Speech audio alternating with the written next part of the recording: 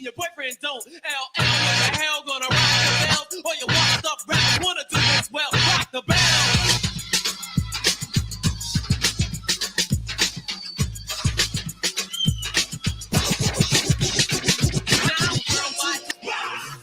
To the jam master as he starts to rock. His DJ, and he's on his way to be the best DJ in the US of A. Drop stack, drop stack, drop stack. J-A-Y, all the letters of his name. Cutting and scratching all the aspects of his game. So check out the master as he cuts these jams. And look at us with the mics in our hands. J-A-Y, all the letters of his name. Cutting and scratching all the aspects of his game. So check out the master as he cuts these jams. And look at us with the mics in our hands. J-A-Y, all the letters of his name. Cutting and scratching all the aspects of his game. J-A-Y, all the letters of his name. J-A-Y, all the letters of his name. J-A-Y, all the letters of his name. Cutting and scratching all the aspects of his game. J-A-Y, all the letters of his name. Cutting and scratching all the aspects. Doesn't matter how much I spent because, yo, I make fresh rhymes daily. You burn me?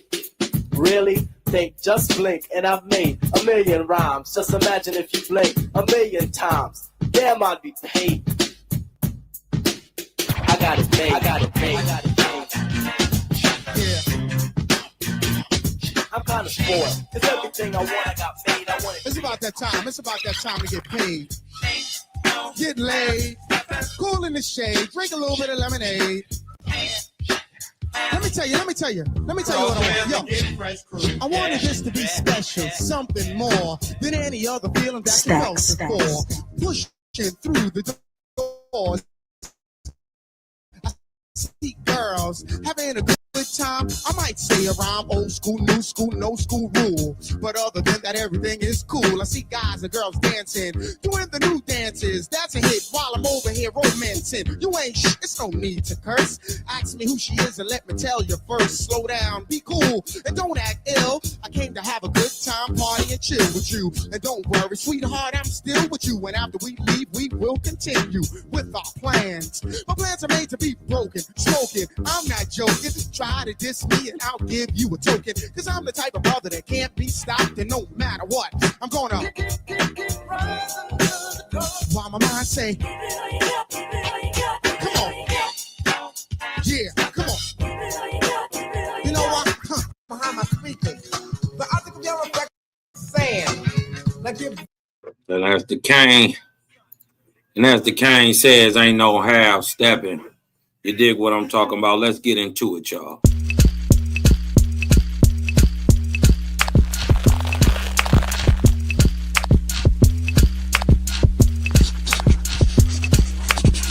Welcome to the JEHOVIH Chronicles with your host, CHRONICLES.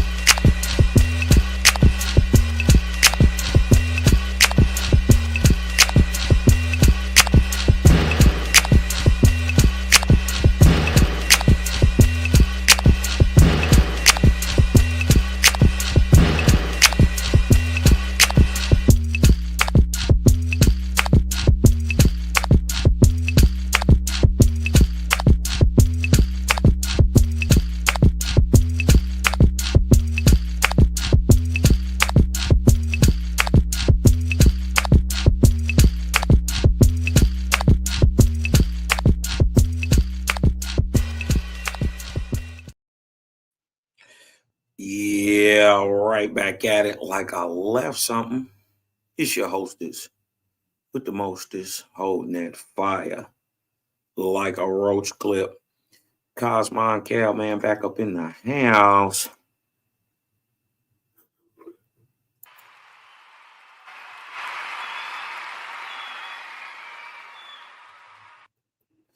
Yeah. And with that being said, we just going to jump right into the lesson. This is JEHOVIH Chronicles, number 221, the mythical conquest of Canaan. The mythical conquest of Canaan. That's right. We're going to go show through empirical data, facts, figures, axioms, the historical records, that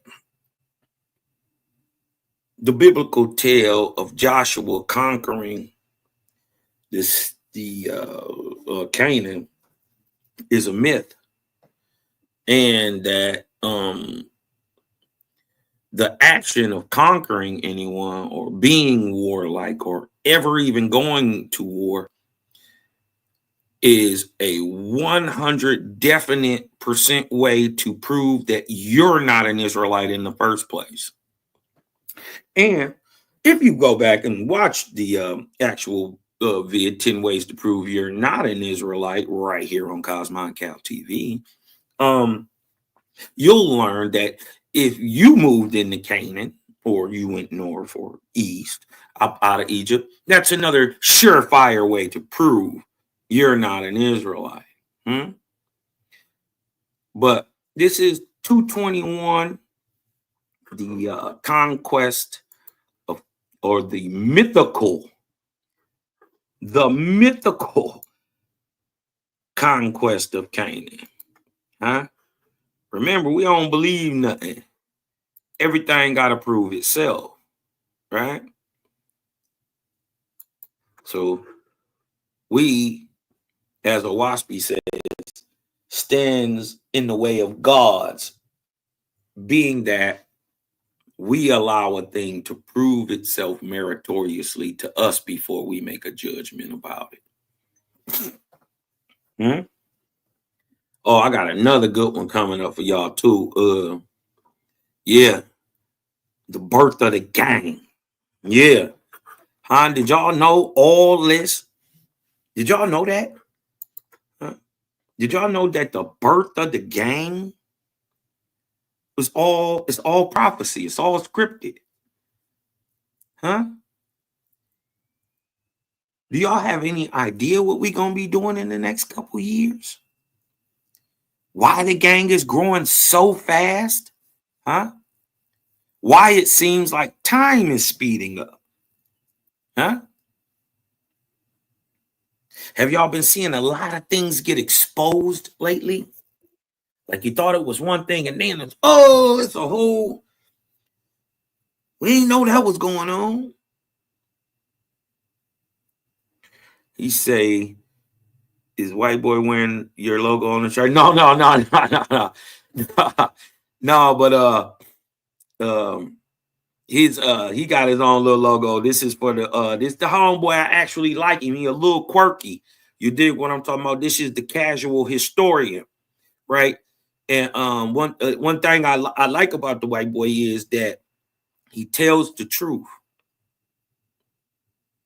Right? He know what he is. He know what is going on. But he look at the deeper narratives too. You know what I mean? You just don't do surface skimming. You dig what I'm talking about, man? Hey, as y'all coming in, man, thumb up the video, share the live out on your streaming platforms. That's the least you could do for your brother. Support the channel. You dig what I'm talking about? Let's get this stuff out here, man. You dig what I'm saying? I'm gonna show y'all. I'm gonna give y'all this breakdown next time I go live on the birth of the gang, and to show that why you are here, the reason you're here is prophetic. It was told before you ever even knew anything about a WASPy. Years and years ago, what exactly we would be doing. And for all you Israelite brothers who came from an Israelitish understanding and now stepped up into a higher form of light, and you looking back and you were saying, man, well, this look just like this now that I'm over here. Oh, this what this meant. You get in that higher light, that the guys who had enough intestinal fortitude to actually question what they were reading.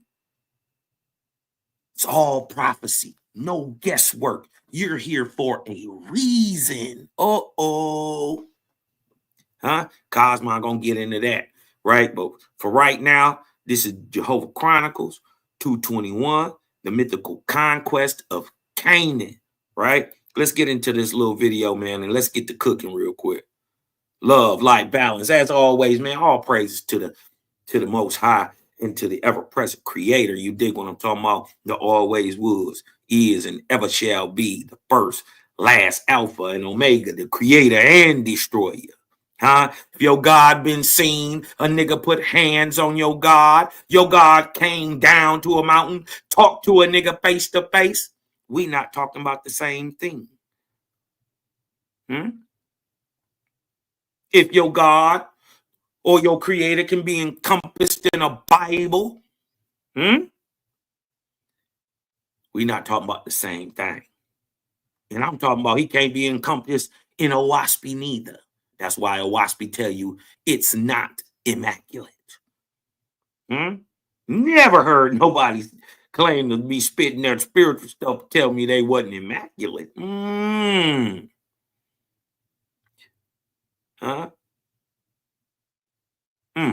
It's different. Let's get into debunking the myth of the conquest of Canaan. Watching episode 4 of my History of the Jewish People series. Today we are looking at the Israelite conquest of Canaan, or perhaps it's more accurate to call it the settlement of Canaan, or perhaps the whole thing is a myth. Let's get started.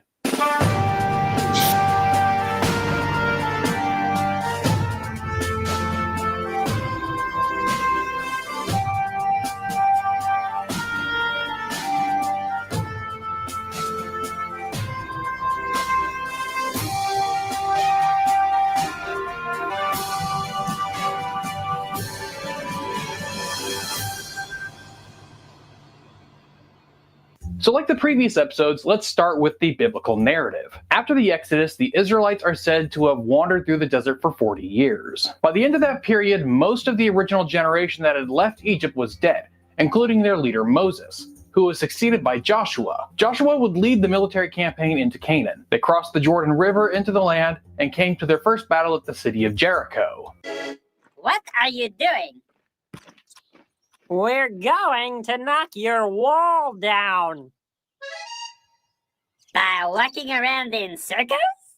Yes. The Israelites form an alliance with the Gibeonites, who convinced the Israelites that they were not among the Canaanites whom God had ordered them to exterminate. An alliance of Amorite cities, led by the Canaanite king of Jerusalem, forms to resist the Israelites, but are defeated in battle with the aid of divine intervention. Another anti-Israelite alliance is formed in the north and led by the king of Hazor, but they too are defeated in battle, and the city of Hazor is destroyed. After the defeat of the Canaanites, the land of Canaan was divided up amongst the 12 Israelite tribes. The tribes of Reuben and Gad were given lands east of the Jordan River, which the Israelites had conquered before their invasion of Canaan, while the rest of the tribes were given land west of the Jordan River. Upon Joshua's death, the tribes remained in a loose confederation led by local leaders called judges, who orchestrated campaigns against the non-Canaanites still in the land, the Philistines. It was the fight against the Philistines that unified the Israelites into a single kingdom, but we're stopping the narrative just short of that for this episode. Okay, so the traditional narrative around the Israelite takeover of Canaan is very much in line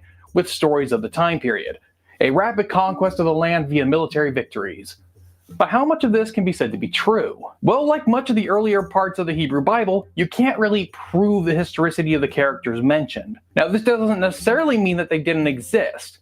What it does mean, however, is that we have to be honest about the historical and archaeological record as it currently exists. Okay then, how do academics see the conquest of Canaan?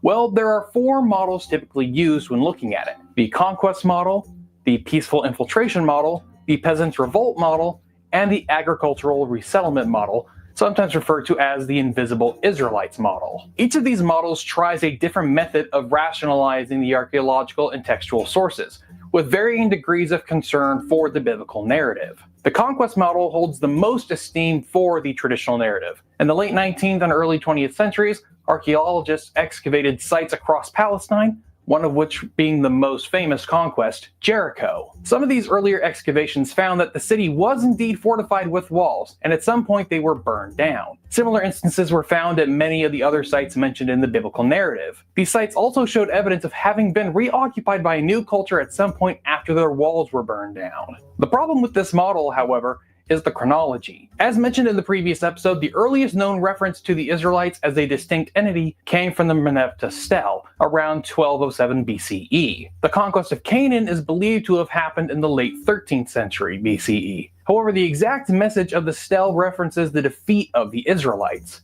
They may not have been overwhelmingly defeated like the stele claims, but they must have suffered some kind of setback. There's also the problem that the 13th century was the strongest period for the New Kingdom Egypt, especially for its presence in Canaan, which it controlled at the time, which makes a sudden rapid conquest by a semi-nomadic tribe less likely. On top of that, the archaeological evidence doesn't support the chronology. Yes, a number of cities mentioned in the text were burnt down at some point, but most of those burnings were 200 plus years prior to when the conquest would have taken place. And during the times of the conquest, most of the mentioned sites were scantily populated. Okay, then what about the peaceful infiltration model?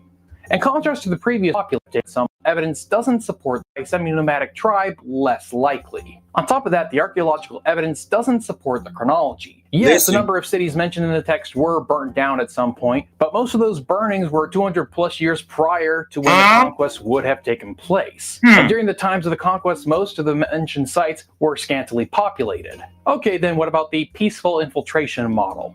In contrast to the previous theory, this model believes that the Israelite takeover of Canaan was gradual and mostly peaceful. This model is backed up by some of the biblical texts, such as the peace made with the Gibeonites, as well as the lack of battle descriptions for the conquest of central Canaan in the book of Joshua. It proposes that the Israelites were a semi-nomadic group that gradually transitioned into a more sedentary culture, which came into conflict with the local Canaanite groups over land. They believe the evidence of the burned down cities can be attributed to attacks by the Sea Peoples, mentioned in the histories of the Bronze Age collapse. This model proposes that the book of Joshua is an teleological text, which is concerned with giving explanations for why things are the way it is. However, this model is often criticized for relying too much on the teleological method, especially when there is a surprising amount of accurate details given in the biblical text. So then what about the peasants' revolt model? Well, this model argues that the Israelites were not a nomadic group at all, but rather were a class of people living in Canaan. This model contends that the tribes in ancient times were groups based around... Let me bust your bubble. If you was living in Canaan, you're not an Israelite. ...social class rather than genealogy. In this interpretation, the Conquest is really a peasant revolt in which peoples living in rural areas overthrew the urban rulers. If you remember the theories covered in episode 1, this sounds a lot like the Habaru theory coming from the Amarna letters. Well, this theory does indeed come out of that one. Some proponents of the theory incorporate some of the Exodus narrative into it, believing that a tribe coming out of Egypt, this time a religiously oriented one, was practicing a monotheistic religion, and when they tried to settle in Canaan, they were turned away by the Canaanite rulers. They then led the local peasants in rebellion against the cities and conquered the land for the workers. This theory was developed in the 60s and was influenced by Marxism and Leninism. It's very Marxist in that it reinterprets the evidence to be about class conflict, and it's very Leninist in its assertion. Y'all starting to see why I like the white boy? Right? Y'all starting to see why I like him, though.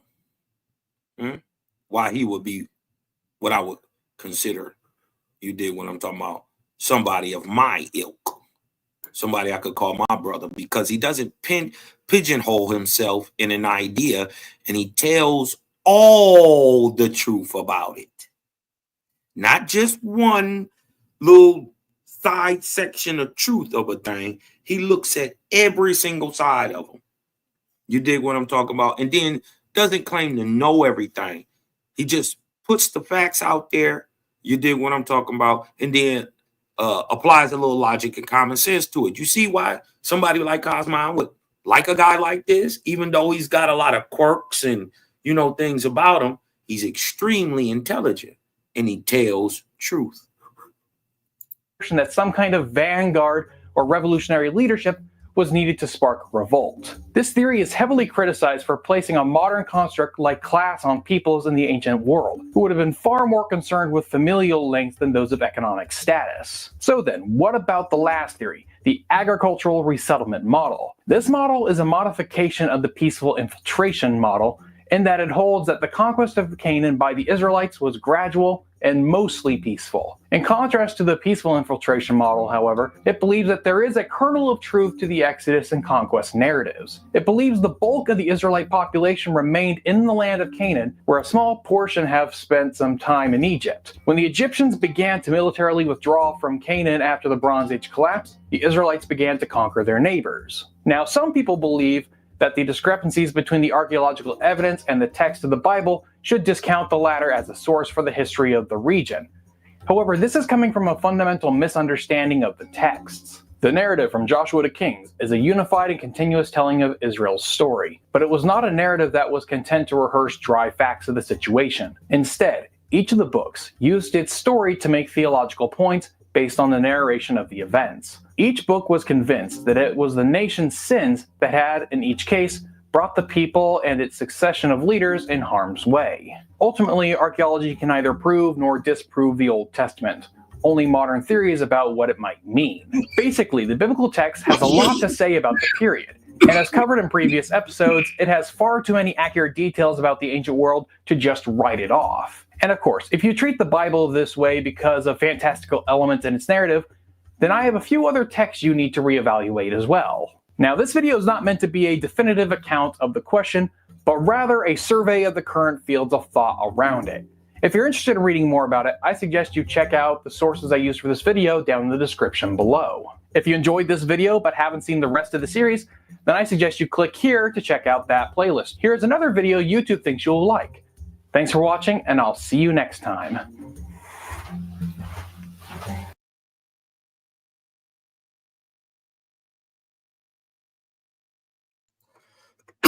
Excuse me. Oh, something.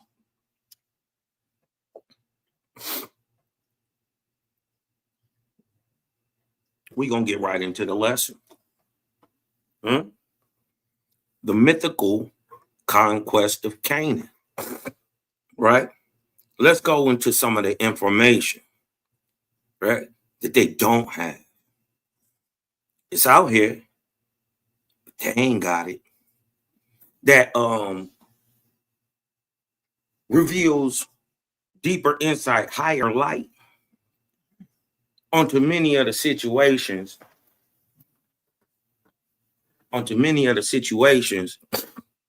and the true historical applications behind many of the stories that we've heard biblically.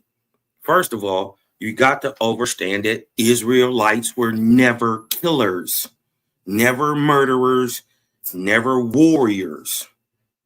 So the fact that these people are going to totally genocide a people lets you know by action, character, and deed, right, that we should question this story, right? Let's get some of the information that the Bible don't tell you about, right? Let's go. Hold on. Let's get a little driving music. You dig what I'm talking about? Let's get a little riding music in this thing. You dig what I'm saying? Let's get a little ride music.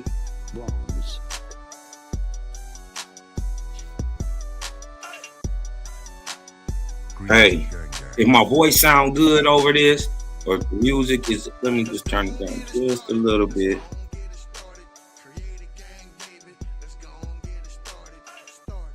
All right.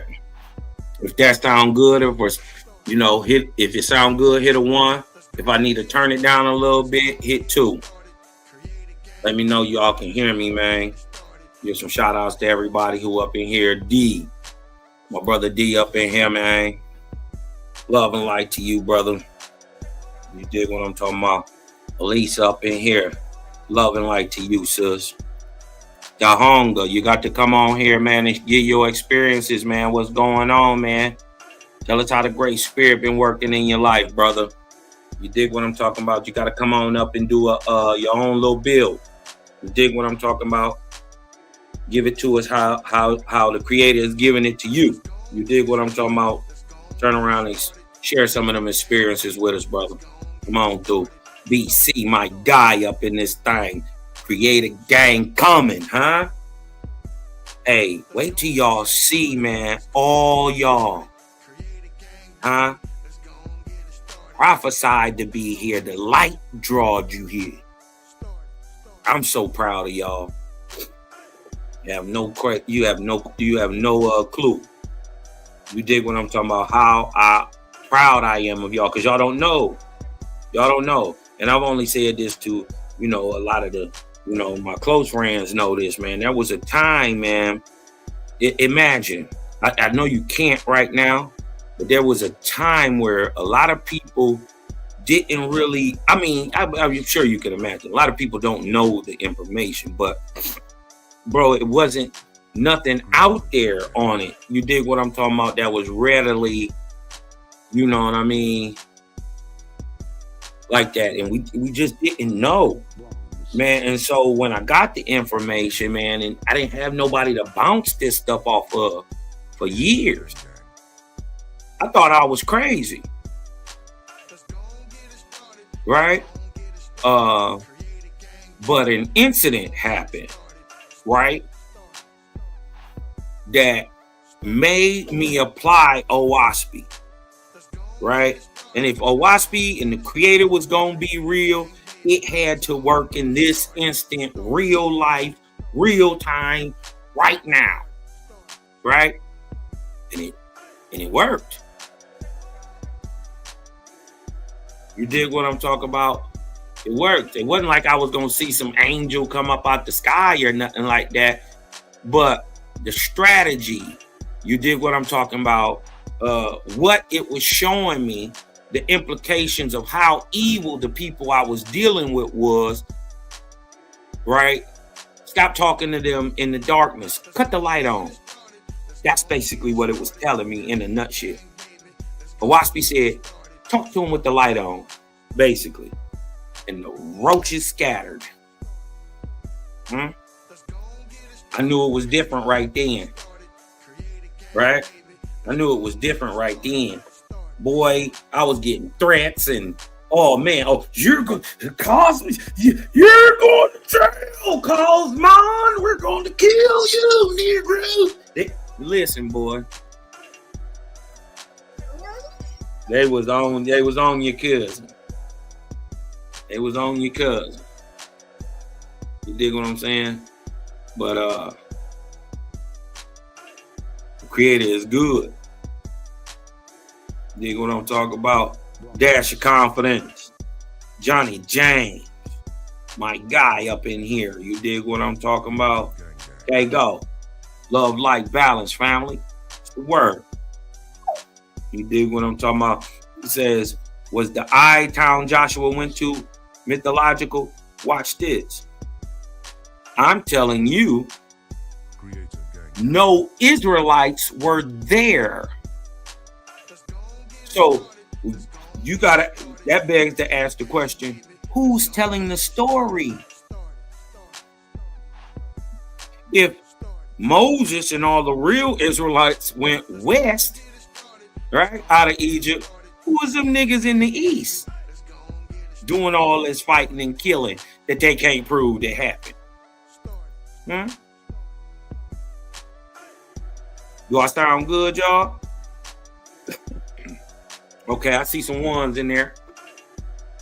Let me, you know what? I'm gonna still turn it down. Just one little more. All right, let's get into it real quick. Let's get it cracking, y'all. This is the mythical conquest of Canaan. Archaeological evidence fails to support the Ezra Bible's account, or your modern Bible's account, of Joshua's militaristic conquest of Canaan. Let me say it again.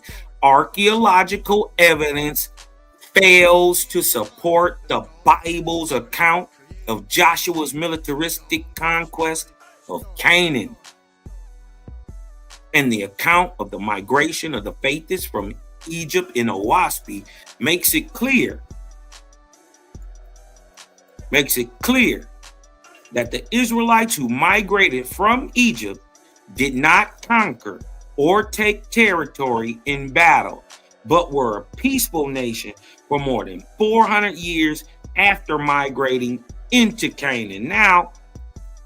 Now, mind you, when you say Canaan, right? You know what? As a matter of fact, now I got to pull my map up for this one. Hold on one second, y'all. I got to pull my map up for this one because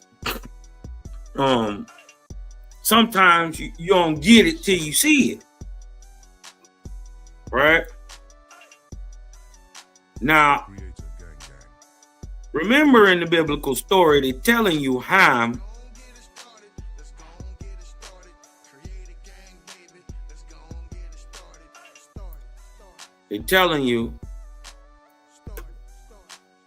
hold on.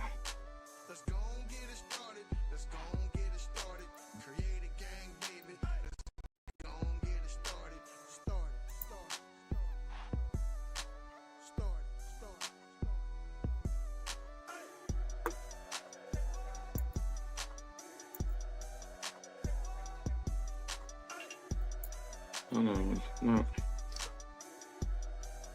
Pulling up my map.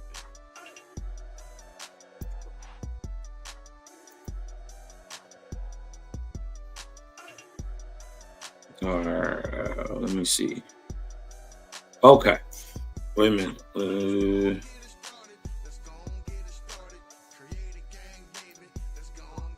Why isn't it?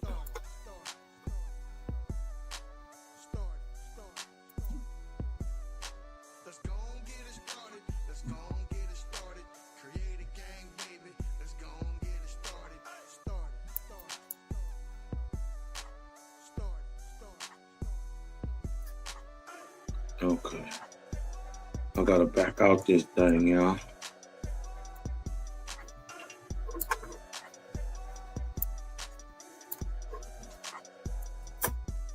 Now, I always notice this too. When I turn the map on, right? Now, look. I didn't change it yet, right? This is Cuba, the Caribbean. This is the top of South America. They always got South and North looking different than how they show us on a piece of paper. Every time they show it, it's damn near the South is in the North and the North is in the South. It's almost always upside down. I want to show y'all something, right? Right. Ham, or the father of Canaan, supposedly the father, the living man, right, had a son named Canaan and he gave him a piece of land, right? Now, in the tale, the father takes the southern part and gives the northern part to his son Canaan, right? Okay, look. They want to tell you now, Ham is represented as all Africa. So that's the whole Middle East and all Africa, right, is a representation of Ham, right? Ham gives part or the north part to his son, Canaan, right? They split the land, right? This is Ham, or the whole continent actually is Ham, anciently. But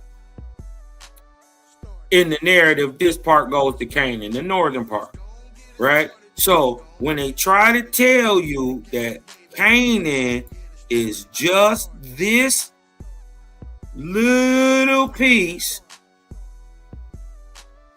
right?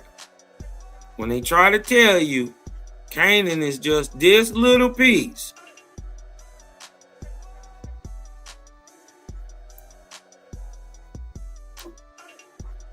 right here, from basically Jerusalem, Beersheba, right, to Syria. I'm trying to tell you this little part.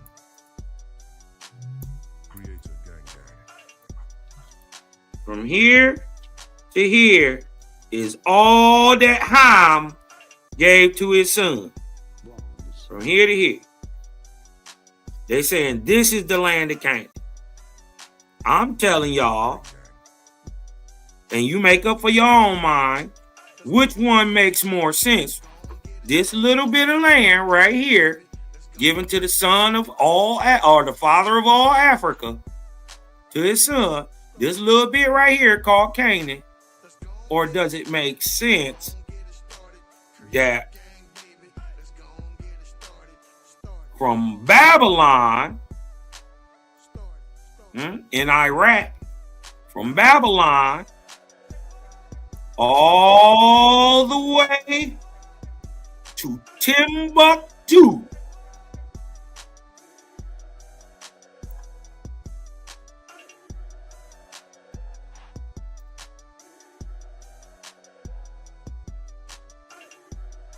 this is going crazy. All the way from Babylon to Timbuktu out here in the Mali Empire. So from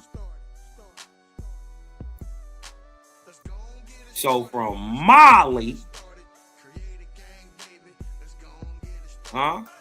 So from Mali all the way to Iraq is the land of Canaan. They saying it's just this little part. Cosmon saying it's all the way from Babylon to Timbuktu. Basically, Northern Africa is all the land of Canaan. Right? This is all the land. If your father owned all this, what he gonna give to you as inheritance? Just this? No. Does it make more sense to you that all this becomes in time called Canaan? Then they'll break it down over time and give it their own little names. Like they don't even call this the land of Canaan no more. They call it the Levant.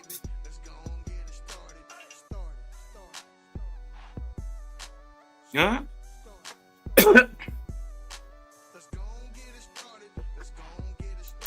I just wanted to show y'all when they talking about that 400 years after migrating into Canaan, that Canaan is not just this little piece right here, right? And coming out of Egypt, that would have mean you would have had to go east, north, and east to get here. Keep that in mind. You would have had to go north and east to get here. Y'all already know, if you watched the 10 ways to prove you're not an Israelite, the problem that saying you come from this area trying to tie yourself into anything Israelite. You know the problem already. So does it make sense? You make it up in your own mind. Cosmon ain't the end all be all. But does it make more sense to you? Huh? If Ham is the father of all Africa, that just this little part, his number one son, first son, just get this little bitty part.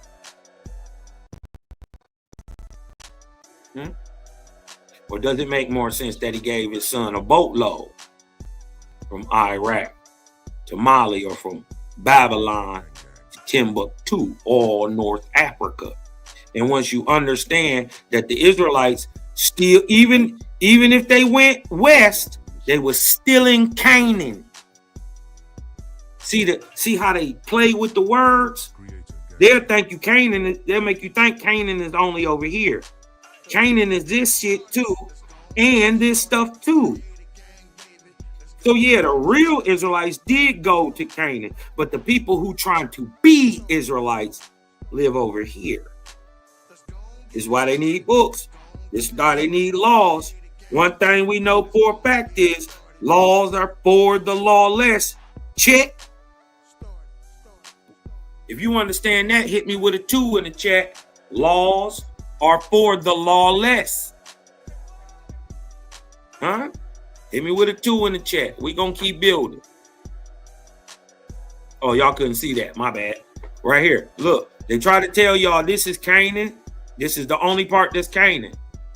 When all this is too. So you see how they play on the trick?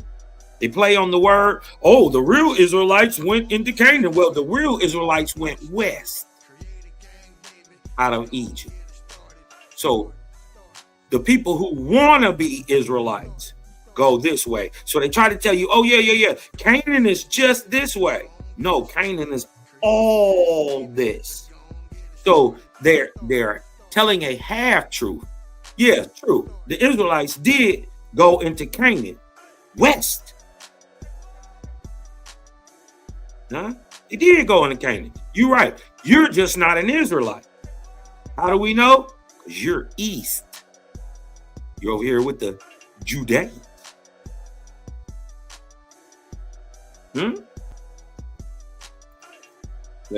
Hold on, wait a minute. Let's get back to it. So you see how they play on the words, right? The Israelites who migrated from Egypt did not conquer or take territory in battle, but were a peaceful nation for more than 400 years after migrating into Canaan. Dig this. Let's get into some of this. Oaspi, the book of Safa. This is the basis of the Bible, the Ezran Bible. If y'all didn't know, Ezra wrote your Bible, not Moses. He wrote it during Babylonian captivity. It was finished off finally compiled 496, 494 BC, finished off 450 BC at the first council, the Great Council of the Sanhedrin. Right? That's still 450 BC. That's still Babylonian captivity. That is the writer. He takes some of that molly water from your God. You dig what I'm talking about? From the dope dealer. You dig what I'm saying? From your God. Sips that molly water and talk for 40 straight days. Can you say meth?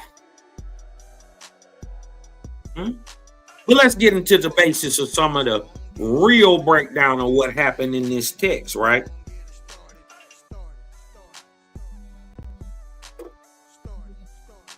All right.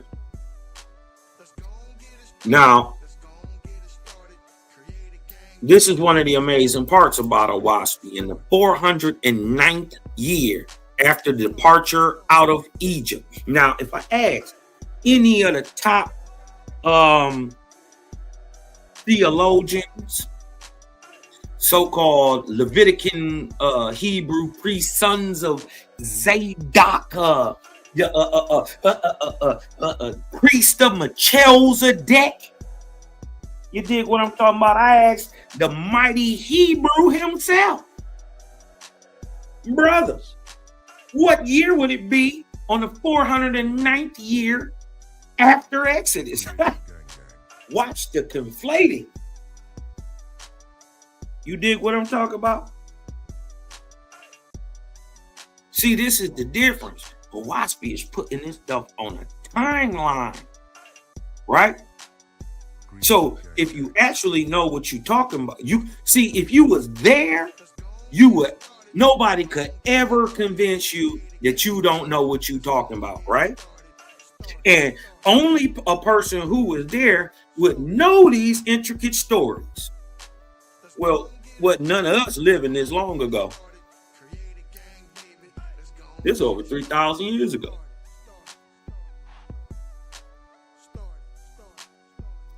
Well, none of us here. JBN wasn't there. How could he know this type of in the 490? What year are you starting in? Right? Don't matter if all the math in the middle is correct. Don't matter if you can add and subtract. If you ain't starting in the right place, you're not going to end up in the right place. Excuse me. If you're not starting in the right place, you're not going to end up in the right place. Don't matter how much math you talking about. And since they don't know who Moses was in Egypt, or what year he lived, or what year the Exodus was, You ask them a simple question like this: what was the 400th year after Exodus? What year was it? They can't give you these answers, y'all. So at this point, it's not about belief in what's in OWASP. It's what's objectively there, and do they have a better understanding to what happened that makes more logical, common sense? No. It don't even speak on none of this like that. In the 409th year after the departure out of Egypt, for everybody who want to know, it's actually the year 1144. How you know, Cosmon? Because they left in 1553 BC. Minus 400 years, right? That's 1153 BC. 9 more years, it's 1144. So we know exactly when we started, so we know exactly where we are on the timetable of prophecy and also during the historic record, right? You got to be able to prove this. And the reason they can never find it is because they are hundreds of years off. As you see, they're at least, 409 years off, at least. At least.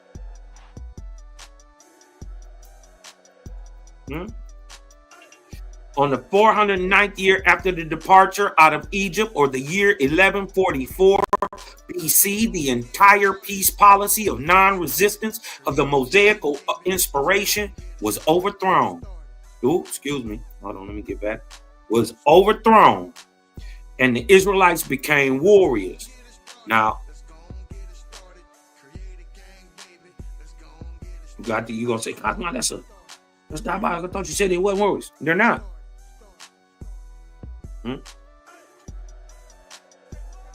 Jaja is applying that to these people because these people, many of them, came out of there with Egypt, took rites and ceremonies, and professed to live this way, and dig what I'm saying.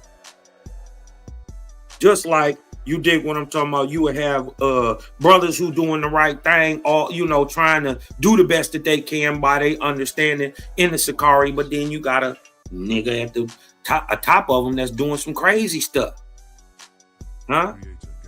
Is he none less an Israelite? He is.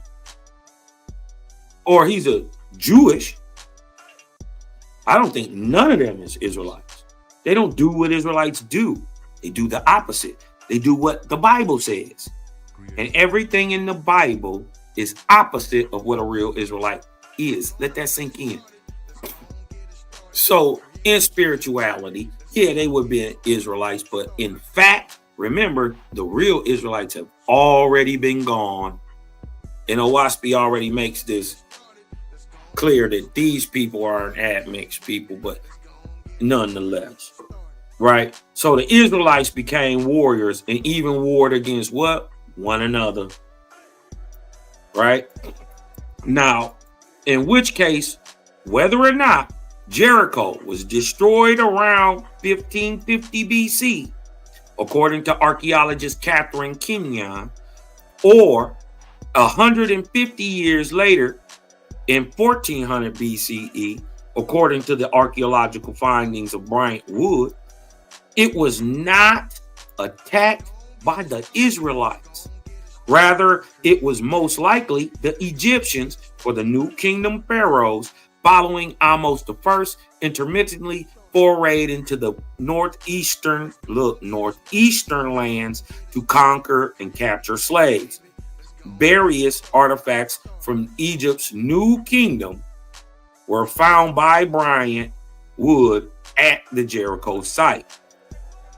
Tutmosis IV, reigning around 1400 BCE, was also called the conqueror of Syria. We know where Syria is. You got to get through the so-called Levant or Canaan land to get to Syria. Syria was the Egyptian name for the region to the northeast, which included Canaan. Archaeological surveys of the areas purported to be conquered by Joshua around 1400 BCE yield no tangible evidence of sedentary settlements until centuries later. Archaeological evidence, settlements in Canaan. The Bible suggests Joshua successfully seized the hill country of Canaan from Galilee to the Negev. Extensive on-foot archaeological surveys of this area by professionally trained archaeologists under the aegis of the Israeli Department of Antiquities carried out field surveys collecting pottery shards from the topsoil at hundreds of sites, the 1970s through the 1980s. And the collated and published results showed a near void, almost totally absent of sedentary and non-sedentary peoples in this area. They just weren't there. In the late Bronze Age, circa what? 1540 to 1200. Place time that they supposed to be there, conquering stuff. There is no people there. No sedentary people, like Bible claims, which would include what? Hold on, let me go back up. Which would include conservative estimates of the conquest of 1406 BCE. However, this area in Ramesside Iron Period 1 from 1230 to 1100 BCE exploded with over 300 stone farms, hamlets, and villages as compared to the preceding late Bronze Age period. The pottery in these sites was not Egyptian. It was Canaanite in form. This was published and retrieved in February of 08.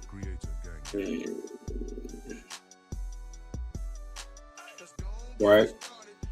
Y'all can pull this up. Archaeological evidence of settlements in Canaan.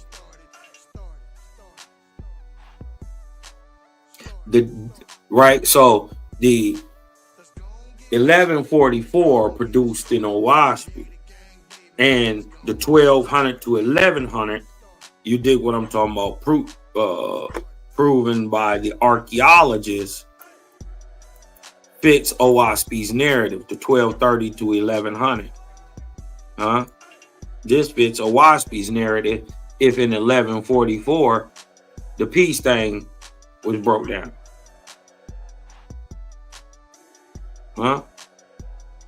It shouldn't be there. So even at their purported date, they're still 200 years off, because they're saying this happened in the 1400s.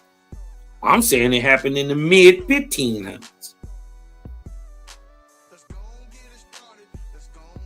Owaspy saying it's happening in the mid 1500s. I ain't saying it. It's just that the archaeological record backs up what Owaspy is saying. Interesting. Dig this. This date is also supported by archaeological evidence, whereby the descriptions of the strength of the cities of Canaan associated with the migration of the Israelites, as found in the Ezra Bible, indicate that they were at the peak of their development, not getting destroyed. Condition of Jericho and other fortified cities around 1550 BCE. On the other hand, at the close of the Middle Bronze period, or 1550 BCE, the cities were at their peak development. cities at the end of the Middle Bronze period may be described as having the greatest fortifications in all the history of the land. Logic suggests that those who hold to the biblical story must go backward from 1400 BC to the time when the cities fit the description of Moses' spies. They had described the cities as fortified and very large. Numbers 13:28, Deuteronomy 1:28, Joshua 2:15, right? And many other citations. Now, go back to 1550 BC. The Exodus, Conquest, Dating Fiasco, written by Livingston, 2003. So he's telling them, you dig what I'm talking about? You got to go back all the way from your 1400 date, all the way back, right, to the 1500s. And guess what? All you're doing is co-signing what a WASPy is saying is when the Exodus happened. They don't even know it. But what they do know is that Livingston found out was that the dating on this stuff is all a fiasco. They don't know.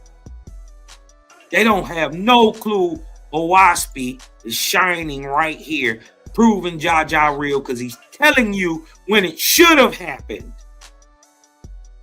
How did WASPy know? You think a white boy in goddamn from Ohio knew this? Is you crazy? No white boy from Ohio know this. I don't care the slickest Indian, slickest African. Nobody knew this, bro.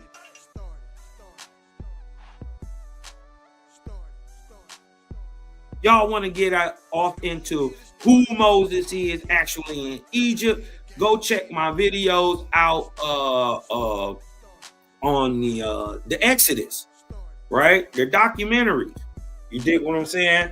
AI visuals on the go to the Creator Gang Incorporated page and thumb that up too. You dig what I'm talking about? Why you got a sec? You dig what I'm saying? But how will WASPy know this shit?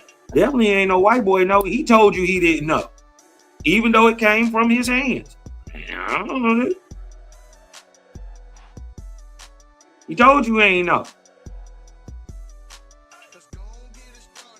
He was honest. And so is Livingston. Livingston is telling y'all it's a fiasco.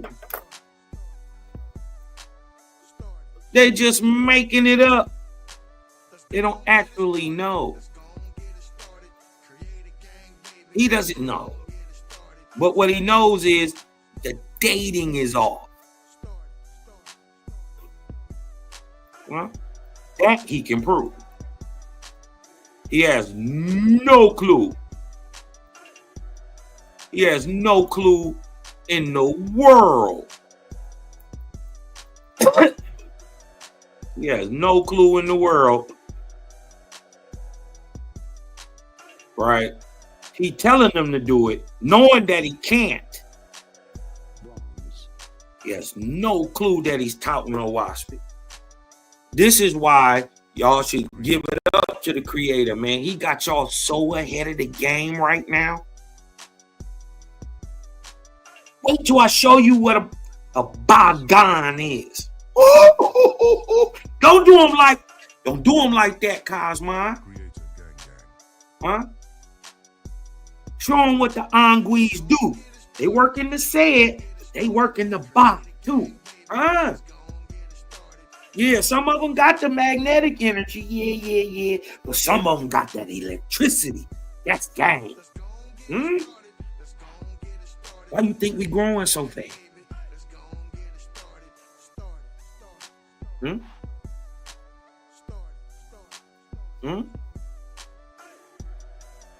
Because we not telling truth.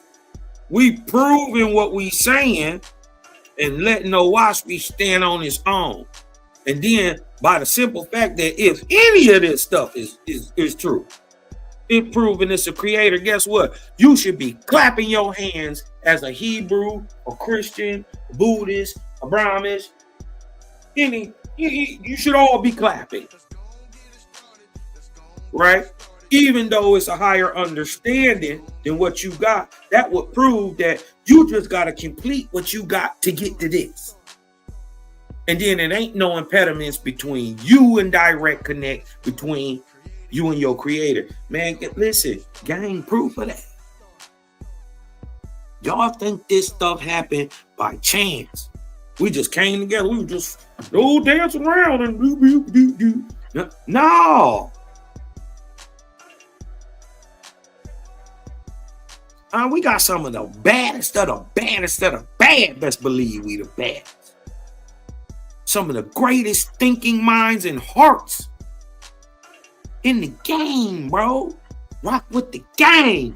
I'm telling you, listen, I'm telling you, my chat, Sela chat, Mally chat, Daryl, we got the smartest chat on internet, period. These boys will come over here and get beat to death on any topic. We're just shining so much light. The light will just beat them down. We don't even gotta touch them. Y'all read the book of Wars Against Creators, huh? They never even had to touch them demons to beat them. The demons couldn't even get by them. We gonna have to get into that too. The book of the Wars is in hot list, bro. Can't nobody tell that story. There is no human who could have thought up the book of the Wars. There's no way, bro. It's impossible.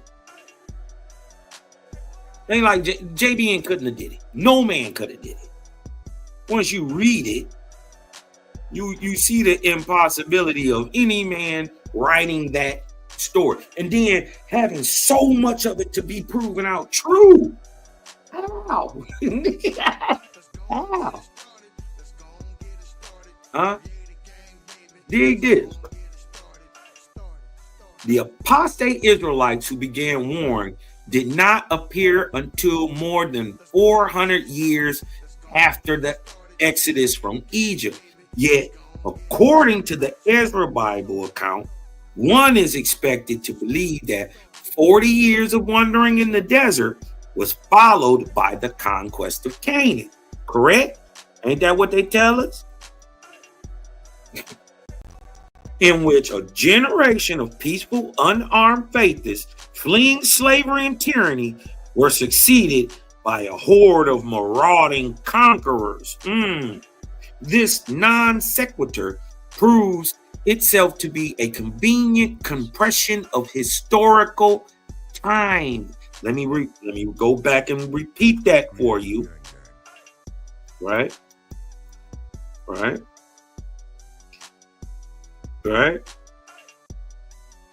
One is expected to believe that 40 years of wandering in the desert was followed by a conquest of Canaan, in which a generation of peaceful, unarmed faithists, right, real Israelites, fleeing slavery and tyranny, were succeeded by a horde of marauding conquerors.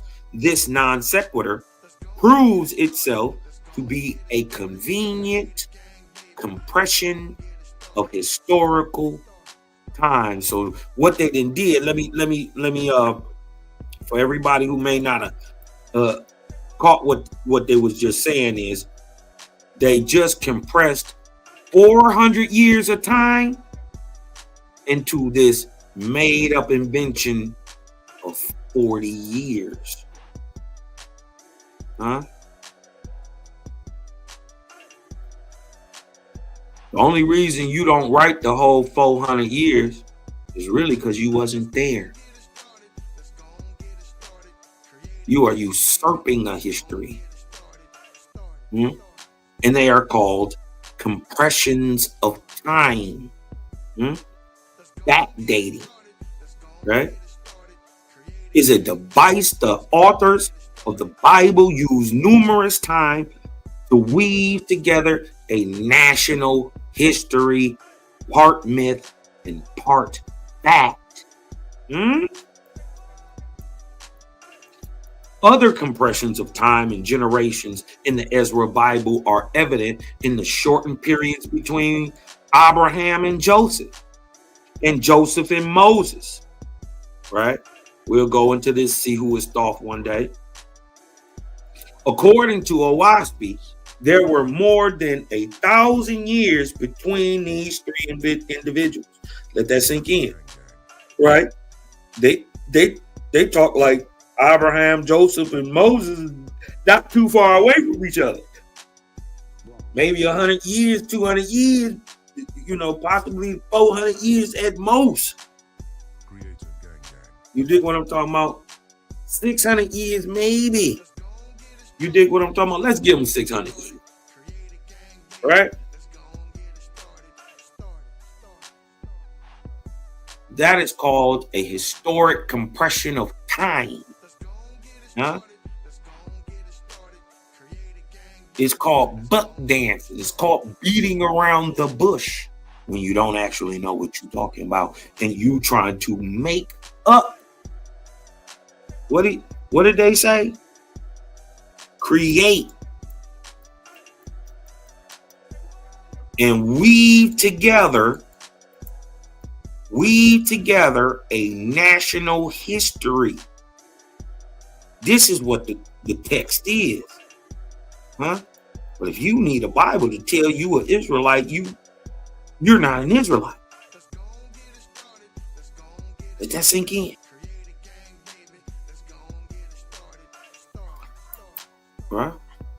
Other compressions of time and the generations in the Ezra Bible are evident in the shortened periods between Abraham and Joseph and Moses. According to Owaspi, there is more than 1,000 years between each of these three individuals. So there's more than 1,000 years between Abraham to Joseph and more than 1,000 years between Joseph to Moses, right? What we learn is this time is called the Ark of Spita. Is a 2,400 year period. And what you end up learning is there's 2,400 years between Abraham and Moses.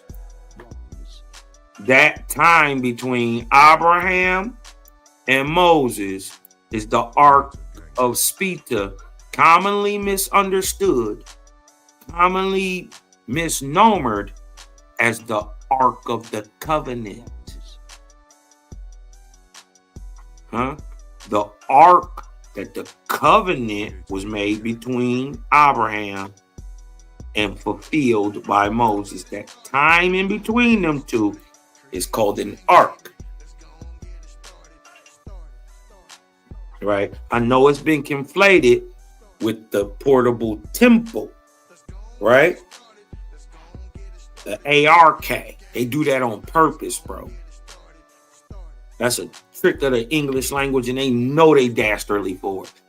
An ark, and every ark is measured in time, right? Every second in time is measured in an ark, right? So, to name the portable temple the ark is a trick of language. Huh? But watch this. Between Abraham and Joseph, it's 1,100 years. Or from roughly 3950 to 1850 BCE. But mind you, y'all gotta understand,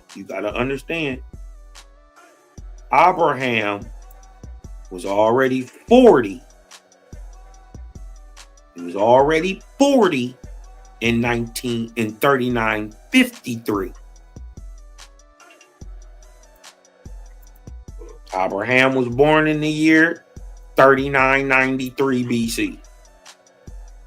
Right here, he would have been 43 years old.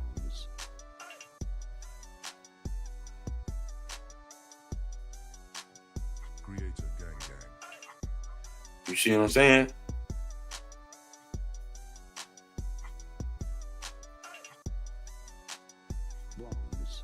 Yep.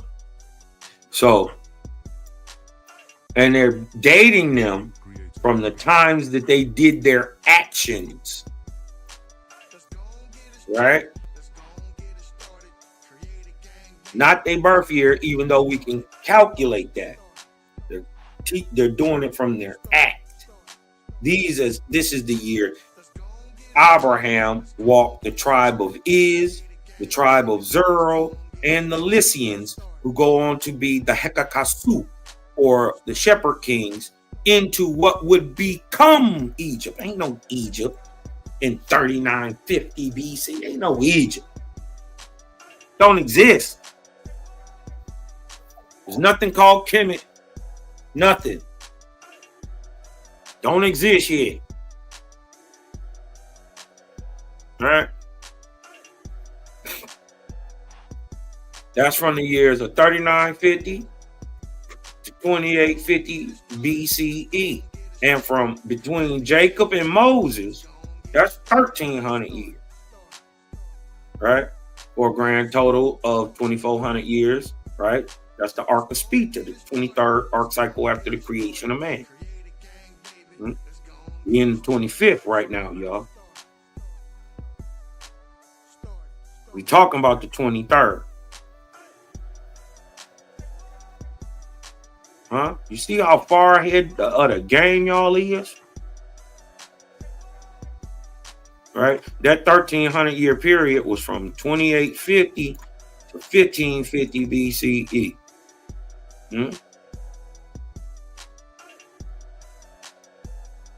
From the middle part of what? Ark of Spita to the end of the Ark of Spita, beginning of the Ark of Bomb. Or from the time of Joseph to the time of Moses. As well as evidence of compression of time, there is also evidence that various historical accounts in the Ezra Bible included the lies of their enemies, whose records were accepted and recorded as fact by Jewish scribes. For instance, it is unquestionably repeats the false claim, right? For instance, it unquestionably repeats the false claim that Moses had killed an Egyptian as being the reason for his departure or exile of an unknown extended number of years. Now they say about 40 years he ran to Midian. But is that true? Did y'all hear, or does it say in the Bible that Moses killed an Egyptian, looked left and right, slew him, threw him in the sand, and then fled off to Midian? Is that in the text? If that is in the text, hit me with a 3 in the chat. If it's not in the text, hit me with a 4 in the chat. Huh? If y'all heard the story that Moses killed the nigga, hid his body in the sand, and then went on the run, right? If y'all heard that was Moses' narrative, hit me with a 3 in the chat.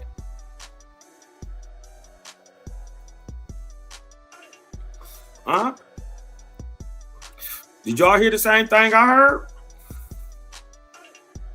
That's what I heard. That's what it say. That's what the book say. Right? Right? But look, for instance, it unquestionably repeats the false claim that Moses had killed an Egyptian as being the reason for his departure or exile of an unknown extended number of years. But look, get off the OG, man. They put a whole murder beef on this boy Moses. And y'all tripping on old Waspy? It's clearing up a murder beef on your ancestor. What are you talking about? Don't you want that light to shine on your ancestor to know for a fact he did not kill this man? And he would have never ran. Why would I run? You can't touch me. I'm the son of Pharaoh. I still wear his signet. I come back and forth as I will. I came back and seen the Pharaoh that didn't like me. Oh, wait a minute. Y'all didn't know it was two Pharaohs, did you? Uh-oh.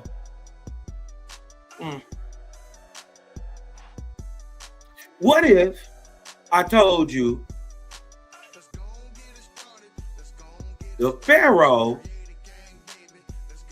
the first Pharaoh of the new kingdom, the meaning of his name is the same meaning of the name given in the book in Owasso? What if I told you that? What if I told you at 1550, exactly when this is supposed to be going on, the new kingdom started?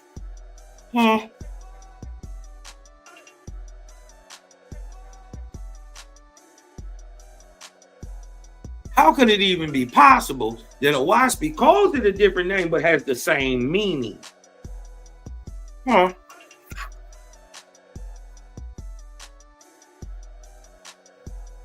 Like my boy Bronze would say, well done.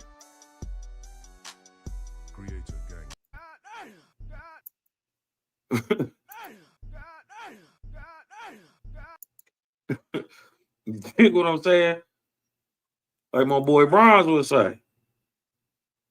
But look, let's get that murder beef up off. They've been lying on the ancestors for thousands of years. This ain't even nothing new. When you see a nigga get tossed up in the jail on some BS and put charges on him and got him wrapped up, and they tear his whole life apart.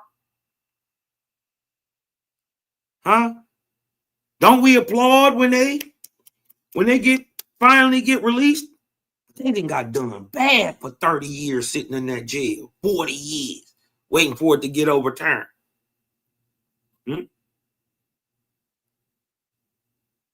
Why we don't have that same, you dig what I'm talking about, feeling for the OG who put that work in? Moses was a dog. Woo! Moses was a dog, large, copper colored, fierce to look upon. Moses wasn't no punk. He just had a soft heart.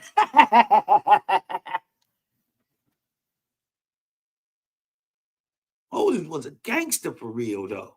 He cursed Pharaoh walking out. Take that on the way out. Fire! And killed everybody in you. I done killed every first living. Fire! Moses did that. Creator didn't do that. That's the same thing Jesus could have did if he'd ever gave in to himself in that desert while he was walking for them supposed 40 days. That same curse that, because remember, Moses knew all the works of the Egyptian. You dig what I'm talking about? He already knew them. You dig what I'm talking about? He cursed Pharaoh. That's the whole blood cutting and all that. Creator didn't tell Moses to do that. Moses put a curse on Pharaoh, but guess what? Don't matter, Moses. You the big homie. Even he had the answer for that. Y'all better read Owasso. Because look, but what we find in Owasso that Moses departed Pharaoh's court for what? 3 years, not 40. But look, during this 3 years, after he did 12 years as a vice regent, a vicegerent, right? You can even look this up as the vice regency of Amenemhat IV under Amenemhat III. Then he just goes disappearing. He just disappears. During his absence, he traveled among the Pathists in Egypt, organizing the migration under the auspices of Pharaoh, him daddy, him adopted daddy. Obviously, not the same Pharaoh of the Exodus, right? In fact, Owaspi reveals that the Ezra Bible contains the Egyptian account. The so-called Israelite Bible, this Hebrew Bible from Jebus. It got the Egyptian account in it, not even the Hebrew account. You got the Egyptian account. Oh, let that sink in for a second. Because in fact, Owaspi reveals that the Ezra Bible, that Bible you got right now, 16 James, 1611, don't matter. Any one of them. If it got an Old Testament in it, Hadouken. Owaspi reveals that the Ezra Bible contains the Egyptian account of the Exodus of the Hebrews. Now, these ain't the real Israelites' words, huh? These are the words of his enemy. Let it sink in. Remember, it's a people usurping a history, trying to be you. Now, look over there. Rah-rah!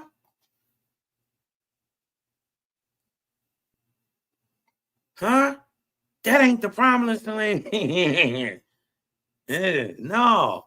Owaspi, Book of the Ark of Bond, 20 and 21. And behold, it came to pass that the Egyptian records were worthless. And to make matters worse, the records were so voluminous, being more than 6,000 books, that the scribes of Ezra, who? Ezra, the nigga who writing your Bible, look at it. Second Esdras. All right?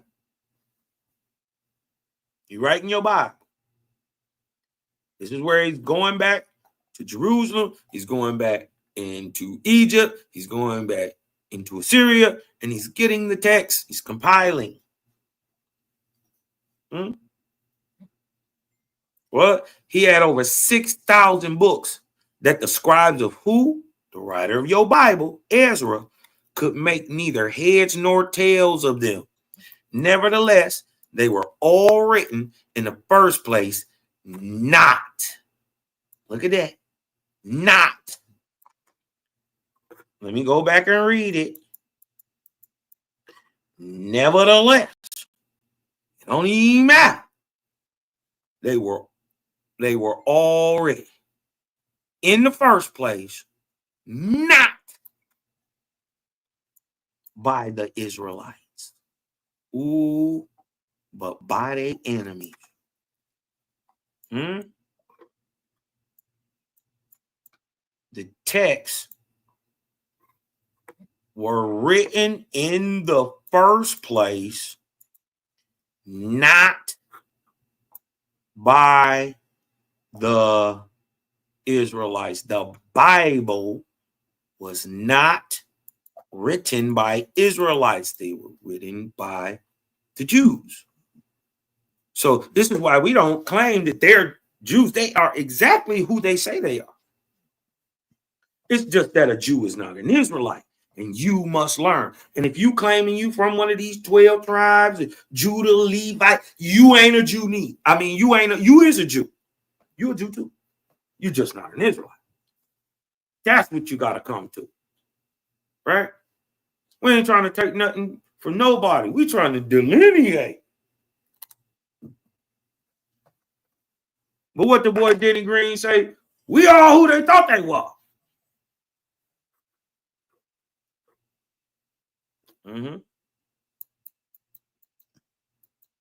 But by their enemies, the Bible was not written by, in the first place, the text that Ezra is copying down, right? in the first place was not written by the Israelites, but their enemies. The testimony of the miracles of the account of the Exodus of the Hebrews is none the weaker. So according to Owaspi, the Jewish Ezran Bible was recorded and compiled by Ezra in 494 BCE. This is confirmed by biblical scholars who estimate the language in which the Jewish Ezra Bible was written in was no earlier than 560 BCE.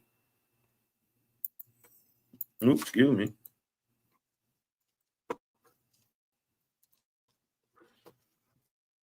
Hold on 1 second, y'all. Let me do something real quick. Let me turn this up real quick. Can y'all hear that? Let me see.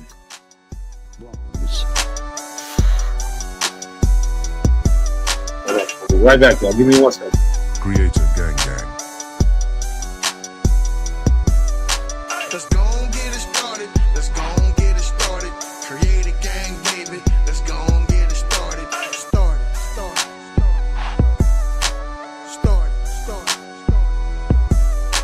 Let's go and get it started. Let's go and get it started. Create a gang, baby. Let's go and get it started.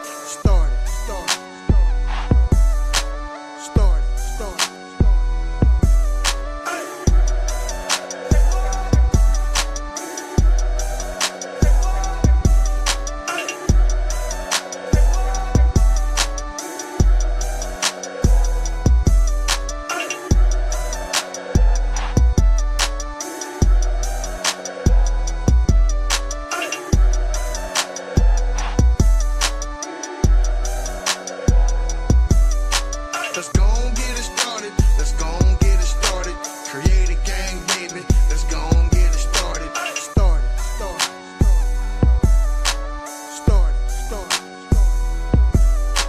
Let's go and get it started. Let's go and get it started. Create a gang, baby. Let's go and get it started.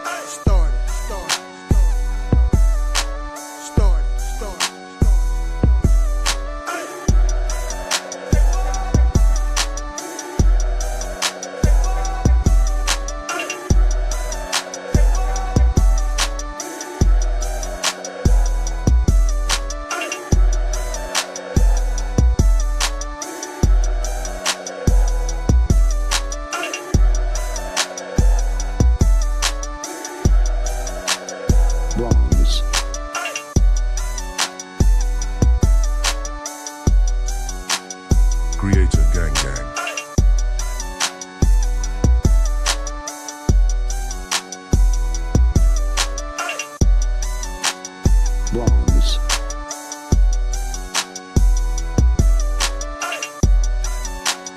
Creator gang gang. Let's go and get it started. Let's go and get it started. Create a gang, baby. Let's go and get it started.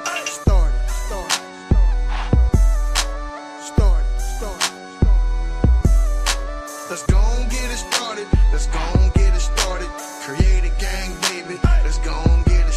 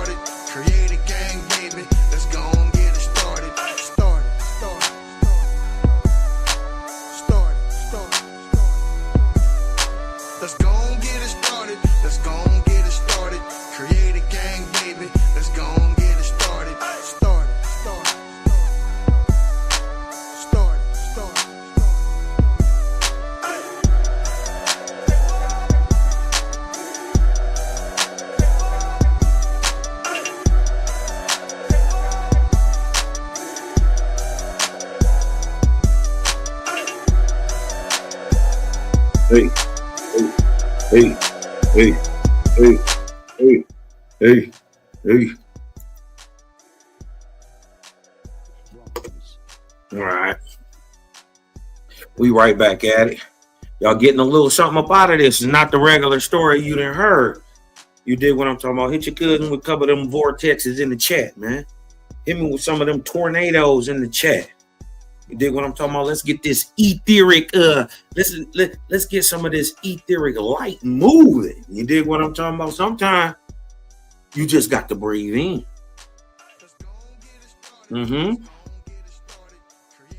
Don't hit your cousin some of them vortexes. Let's get this thing moving again. You dig what I'm talking about? Remember they said it's Erevandians out there that run off music. Woo! Yeah, y'all ain't that dope yet. We ain't none of us there yet. But wait till we start running machinery off sound. Uh-oh.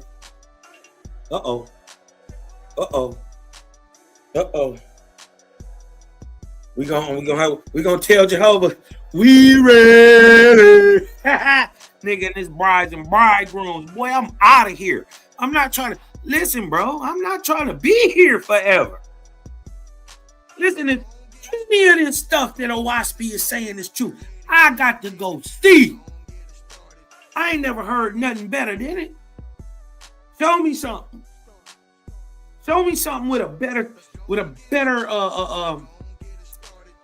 system, order, magistry that is attached with the heavens in any other explanation of any other sort.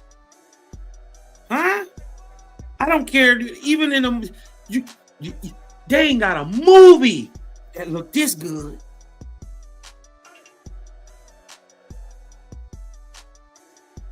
They ain't got a movie that look this good.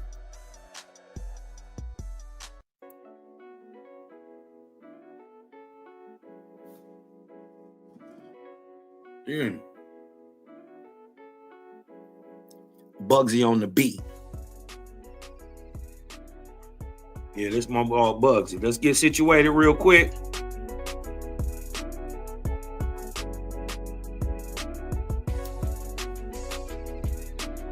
As I like my split-a-ting.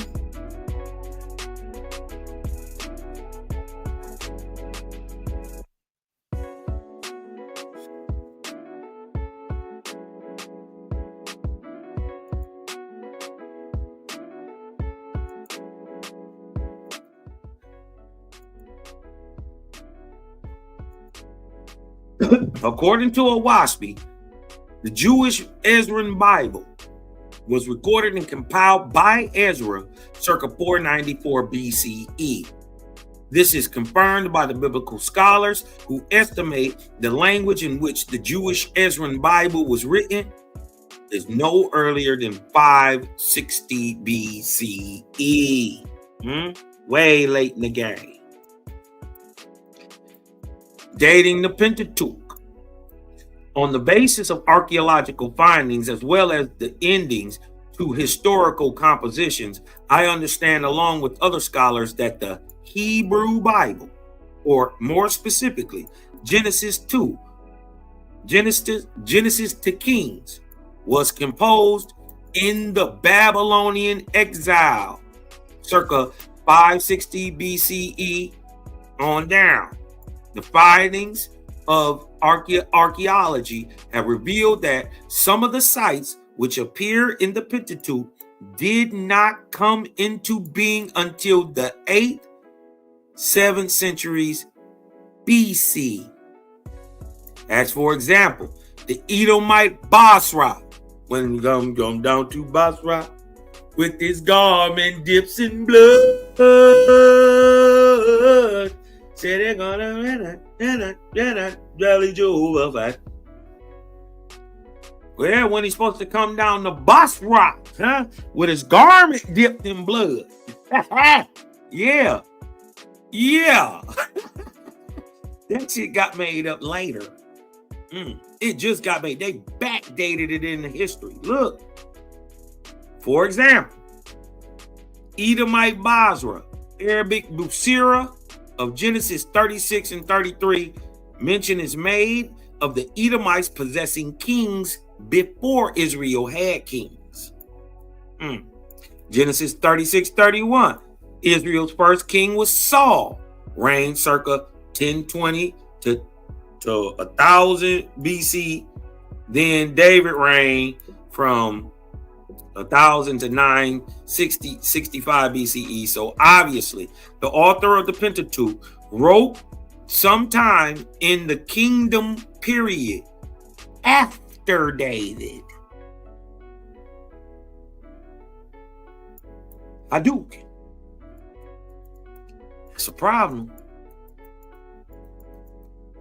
The Ezra Bible is compiled by numerous sources. It contains, among other things, some Egyptian-derived texts. Hold on to your hats. I'm gonna read it again. I want listen. Y'all got to hold on to your zeets for this one. I'm about to get your tassels rocking a little bit, huh?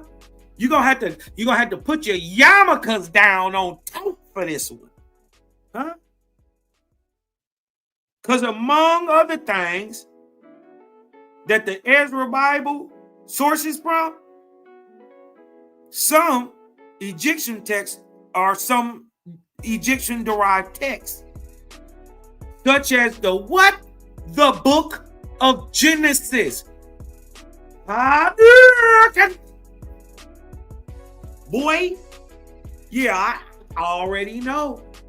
You're going to have to clean that yak up off that $200 suit.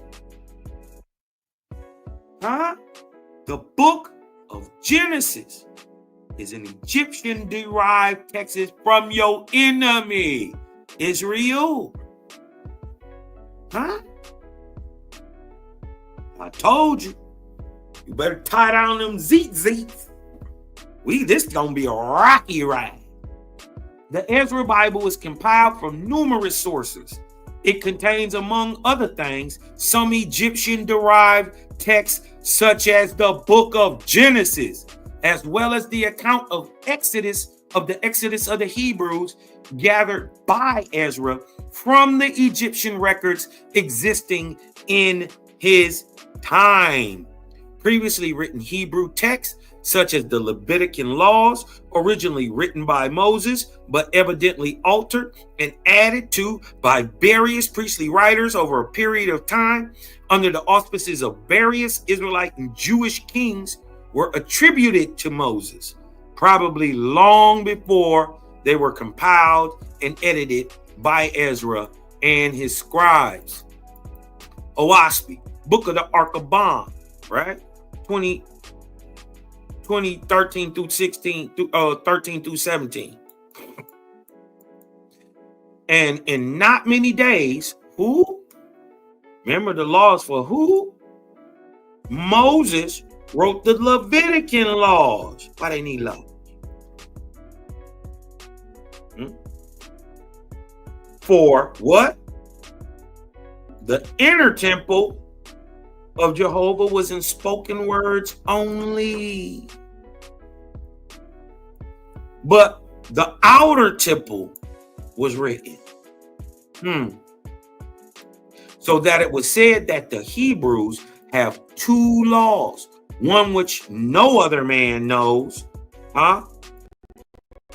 like what Moses and them was teaching, the real Israelites was learning, and another one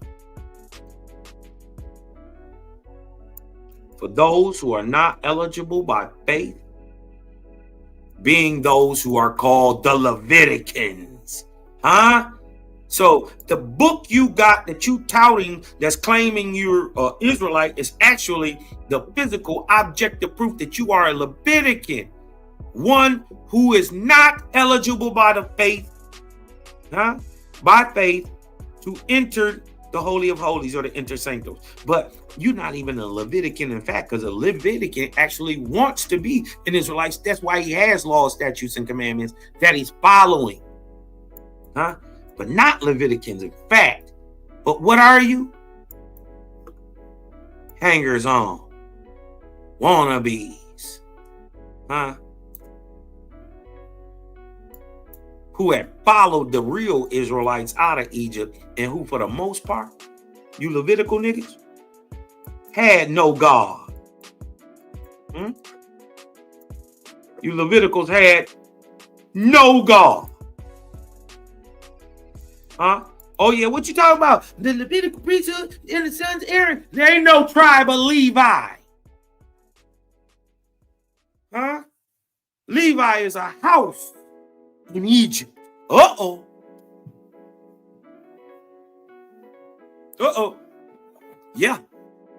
The invented tribe of Levi and the whole Cohen genetic is how pale-skinned European Jews tie themselves into your history, trying to say that the Cohens, the sons of Aaron, are Israelites. No. They are Egyptian. Ooh, Cosmon. Don't you be doing, don't you start that blasphemy up in here, Cosmon.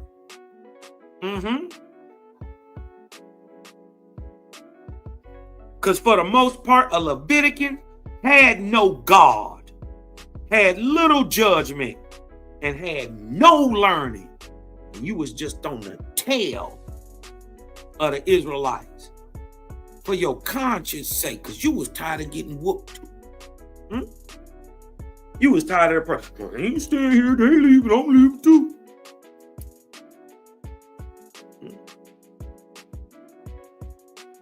Yeah. Right? Don't they always pin you back to this invented tribe of Levi? Well, listen, if the rest of the tribes is a zodiacal way of usurping a history and writing of people who don't exist in there, right? I'm talking about your tribe of Judah, Issachar, Simeon, all of them.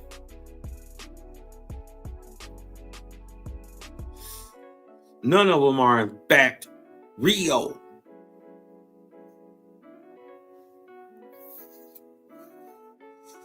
It's a way for people to usurp a history and write themselves into a history that they don't have. Purporting to be son of this and over descent of this son of that. Oh, we're Ishmael's son. Oh, Ospie kills that too.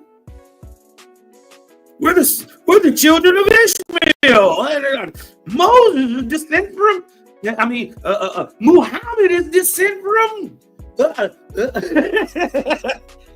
Ishmael. Cosmon. Is he?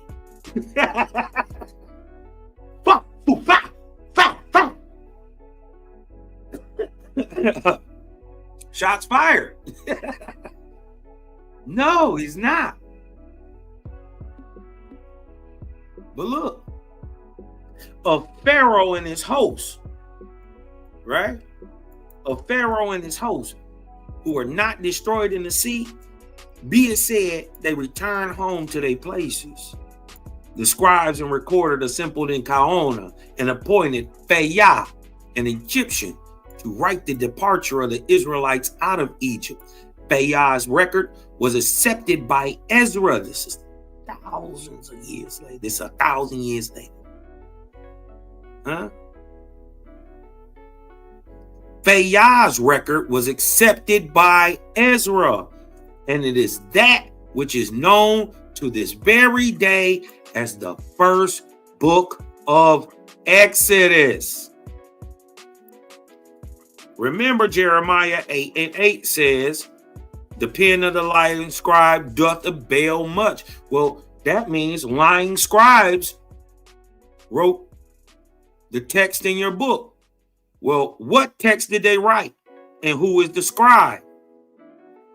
They wrote the first book of Exodus. Did y'all know it was multiple books of Exodus? But he wrote the book of Exodus. right? And his name was Phaya. That's one of your lion scribes.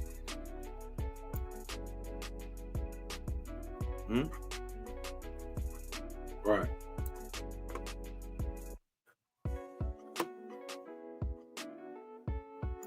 And is that which is known to this day as the first book of Exodus. And so far as the records now stand, the spirit of both books was the Egyptian version of the whole subject. When we're talking about both books, they talking about Genesis and Exodus. Was the Egyptian version of the whole subject. A waspy peeling that scab back, exposing that scab to the light. What your mama used to do every Saturday? She opened up all the houses, all the windows in the house, let all that light in, let all that wind in. Kill disease.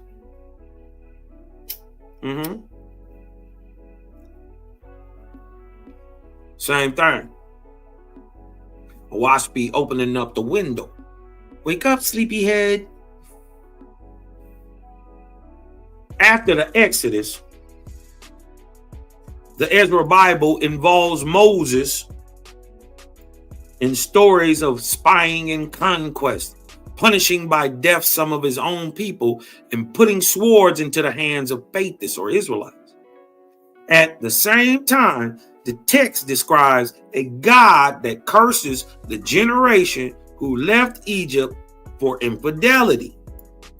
Such malicious details identify this source as that of the apostate Israelites who became worshipers of Baal and Ashtaroth, who combined, right, together, are called Yahweh. This is why it has a female and a male connotation in the word.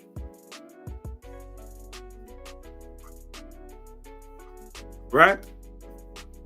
Because they start mixing with them big booty girls over there in Africa.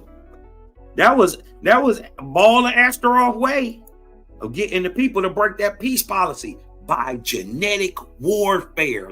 Think of that. Think of that. Genetic warfare.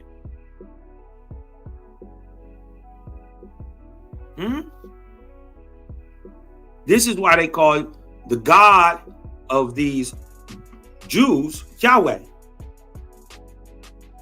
because it's actually two gods working together, Baal and Ashtaroth. They been homies since they was working for Osiris. Even before that, when they was working for Anu. What their name was? What him name was? When him was working for Anu Cosma, him name was Marduk. What him name was when him was working for Osiris? Him name was Heru. Oh, did he take on any other names? Yeah, during the beginning of the new kingdom with Amos the First, he took on a compilation that of his own, right, called Ra, and tied it back to Osiris, called Amen, and created a new god that was praised by the people in the new kingdom, starting with Amos the First. They kicked out Osiris and brought in who?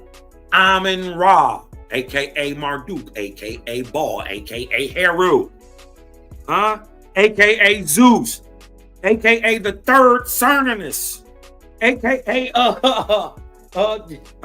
aka Apollo,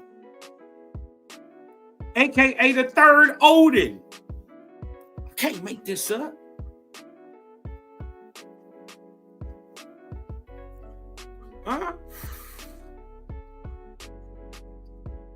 AKA Asher. Ooh, he stole the name from Osiris and became the Asher. Ooh.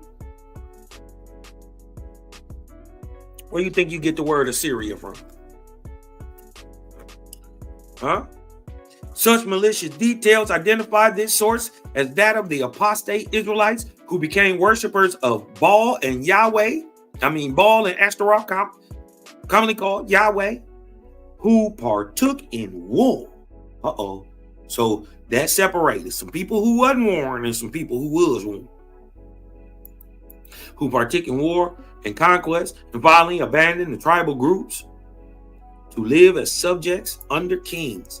The patchwork weaving of the final Jewish history as given in the Ezra Bible reveals disparities in the two different timekeeping frames used to calculate Moses' age.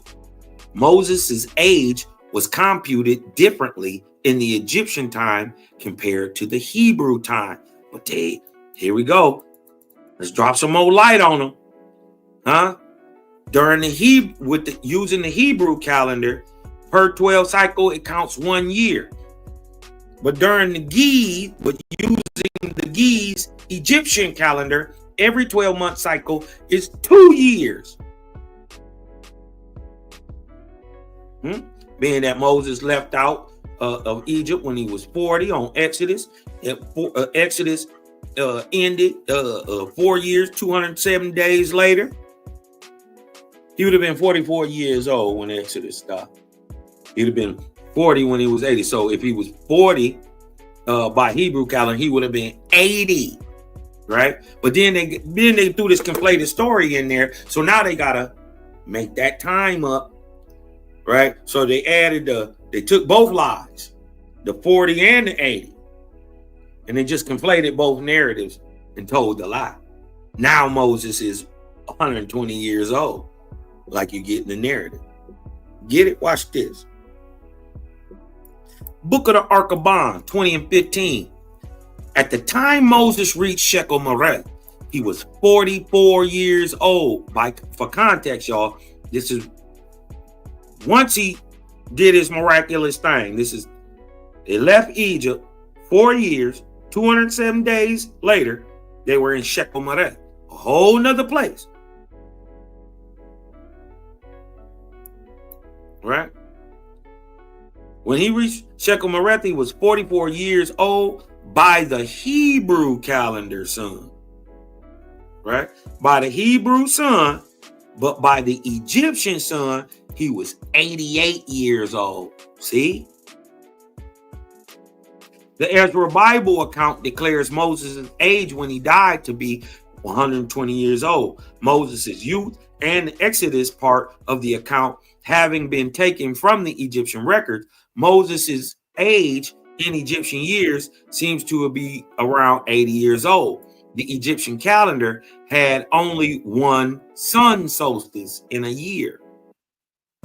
That means that 1 year ended with the summer solstice and the following year ended with the winter solstice, making the 1 year equal to 6 months. Y'all see? Look how far ahead of the game you are. Egyptologists don't even know this.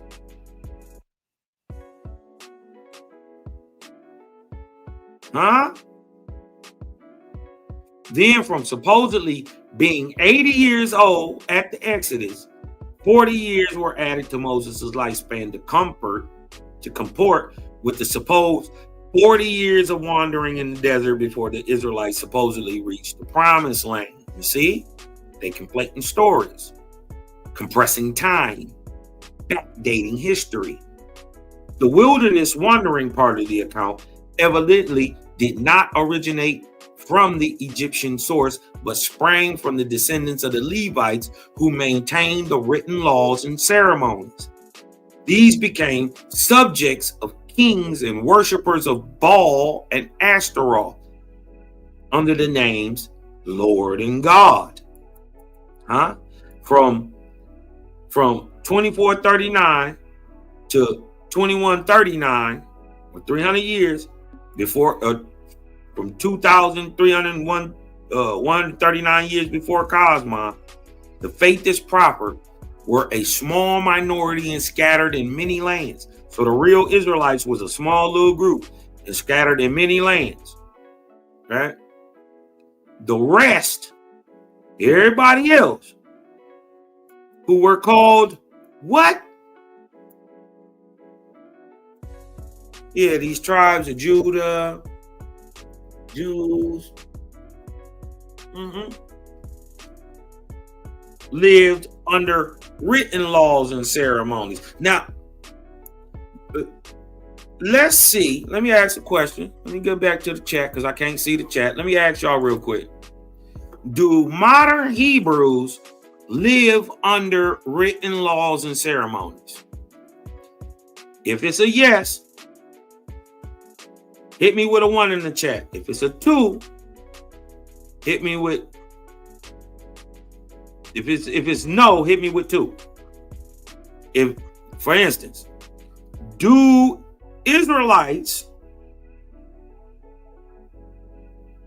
or is it purported that the ancient Israelites follow Levitical laws? Do Hebrews still follow Levitical laws today? That's the question.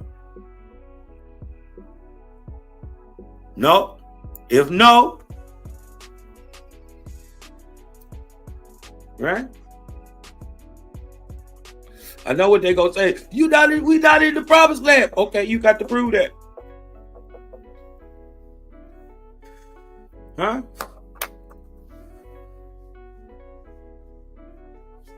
Huh? Did your forefathers, supposed Israelites, live under written laws and ceremonies? Did you follow the Levitican priesthood?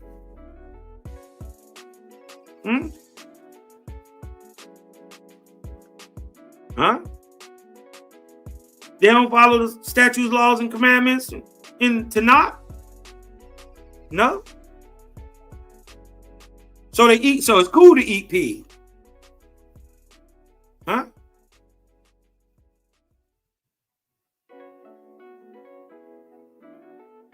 If they live under written laws and statutes like in the Bible, hit me with a 1.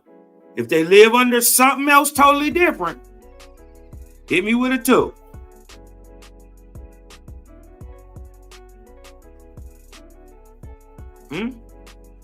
We're not talking about, what it could be, they think. No, they following laws, statutes, and commandments. We just asking, are they written? They seem to be written in the Bible. You see all them ones. Right. We know for a fact they written in the Bible. Right? But look, the rest who were called Jews, look, I'm going to go back. The real faithers, the real Israelites were a small minority. Ask yourself, why do they always have to go find the prophet? Why does the prophet always come to the people? Why doesn't he live with them?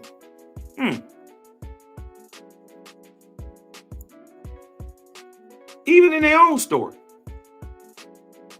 Right? But look, the real faithers, the real Israelites were a small minority, scattered in many lands. The rest of y'all was called Jews. And y'all lived up under them written laws and ceremonies in the Bible called Levitical laws, which were compiled and established by Ezra in Jerusalem under the inspiration of the false god Christ, aka Big Louie. What y'all know about Big Louie, the light bearer? What Lucifer mean?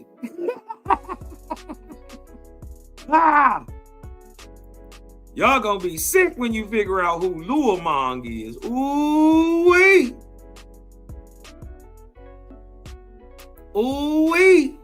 When y'all figure out who this guy is, Louie, ooh, y'all gonna be hurt. Y'all feelings gonna be hurt. Mine was. I ain't gonna lie to you. It's a gut punch to know this the nigga that duped you. He got you too. Got all of us. Huh? You read that Bible? Gotcha.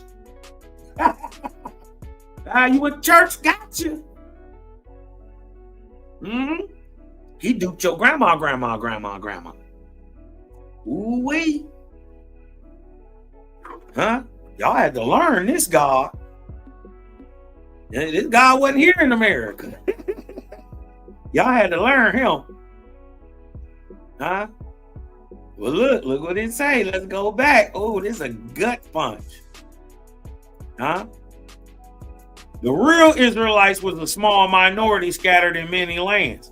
The rest, who were called Jews, you tribes of Judah, lived under written laws and ceremonies which were compiled and established by Ezra in Jerusalem under the inspiration of the false god Christ, aka Big Luamon. Which combination? So we ain't twisting. We ain't twisting on what we saying. The combination of the books was called the Bible. Oh yeah, if you follow them rules, written down statutes, laws, commandments, followed in the Bible, you did what I'm talking about. Not only are you a Levitican, more importantly, you're not an Israelite. Ooh, wait. You're going to have to sit on that. Why you sit and spin a little bit? Huh? Which combination of books was called the Bible and was completed in the year 2344 or 494 BC.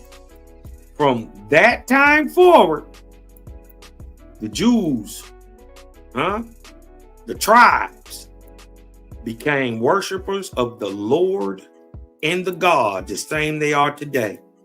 But the scattered tribes are the real Israelites, the Essenes, the Nazarenes, the real faithists, the real Israelites still held to the Great Spirit, held to the Great Spirit, Yahweh, keeping their service secret. These real Israelites were without sin, doing no war, nor resistance of evil against evil, but returning good for evil, loving one another as oneself.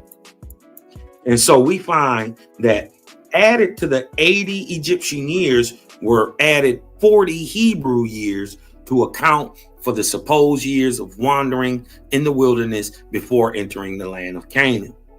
Of course, Ezra Bible believers are expected to accept that at 120, just like other arbitrary extended years of earlier Ezra Bible patriarchs, such as Abraham and Sarah, Moses, right? They still want you to believe that at 120 years old, Moses still had the ability and agility of his youth to climb up and down mountains.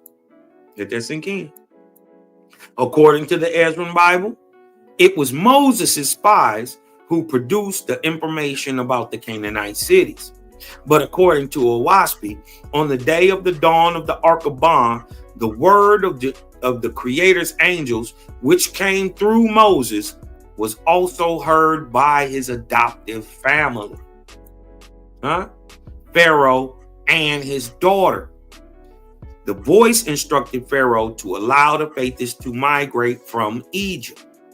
Pharaoh heeded the word of the Creator's angels and allowed Moses to proceed with his mission.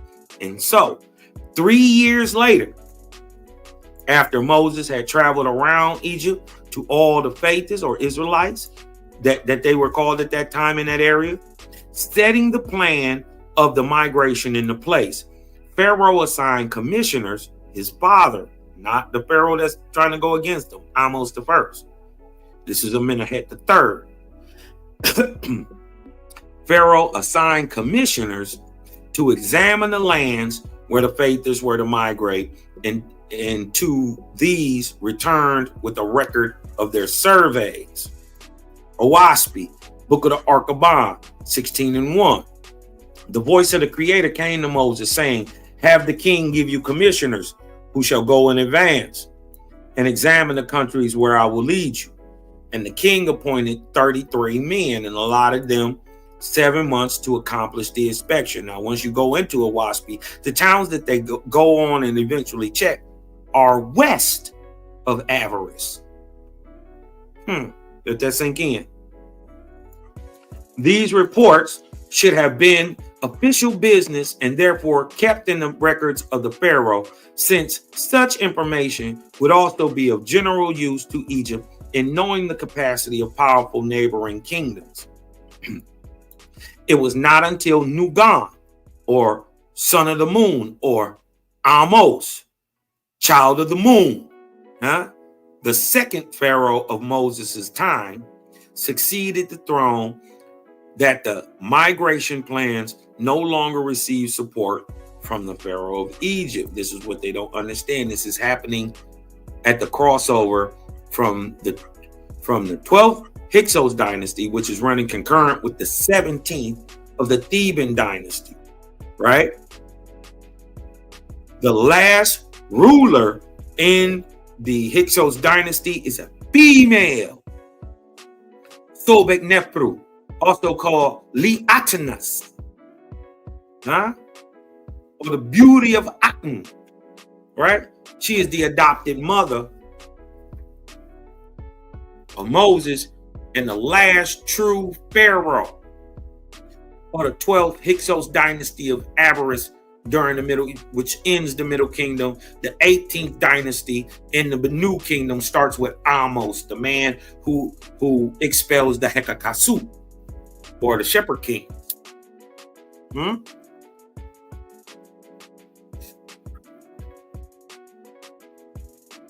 It is not until Nugan, the child of the moon, aka Amos the first, the child of the moon, they mean the same thing. Look, the second Pharaoh of Moses' time. The first Pharaoh of Moses' time is his father, Amenemhet III, adopted father, Amenemhet III. The second one of his time is the child of the moon, or Amos, Amos the first, whose brother,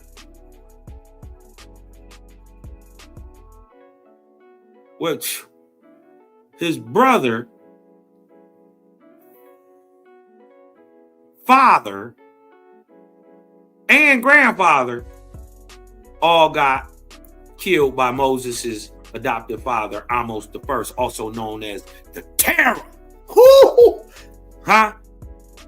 Amos the third, aka Apepe. Go look up Apepe. He was a terror to the Thebans, right? Real nigga. And mind you, these are not Africans. They the same physical negroidal stock, same blood stock as the Israelites. Remember, Moses walked in with the tribe of Iz, Zerl, and the Lycians, right? The Lycians go on to be your shepherd kings, your Hekakasu.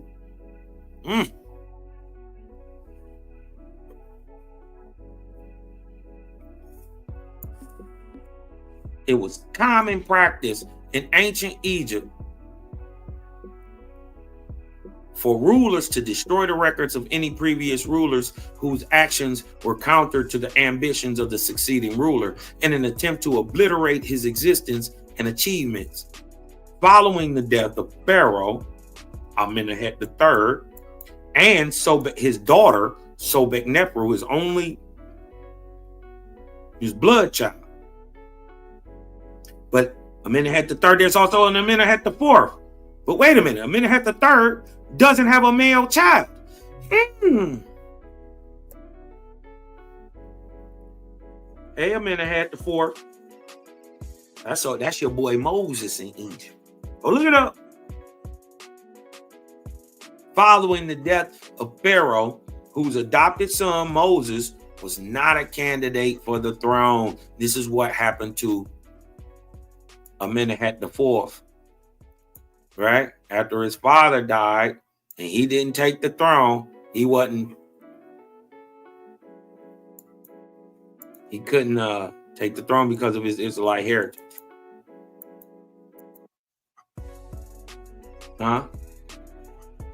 Now look, whose adopted son, Moses, was not a candidate for the throne, right? During this time, right? Pharaoh's sick. Pharaoh's sick. Who ruling if Moses not there? Who running the every day? Sobek Nephru. Go look it up. Right? But because he didn't have a male heir, they went to the Thebans. Huh? Remember, this Pharaoh is Hyksos. This Pharaoh is Egyptian. This Pharaoh is from Avarice. This Pharaoh is from Thebes.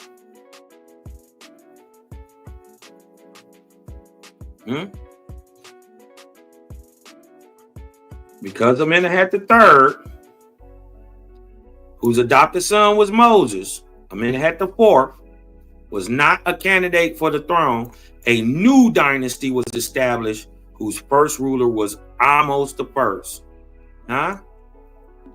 Don't Ahmose I start off the new kingdom?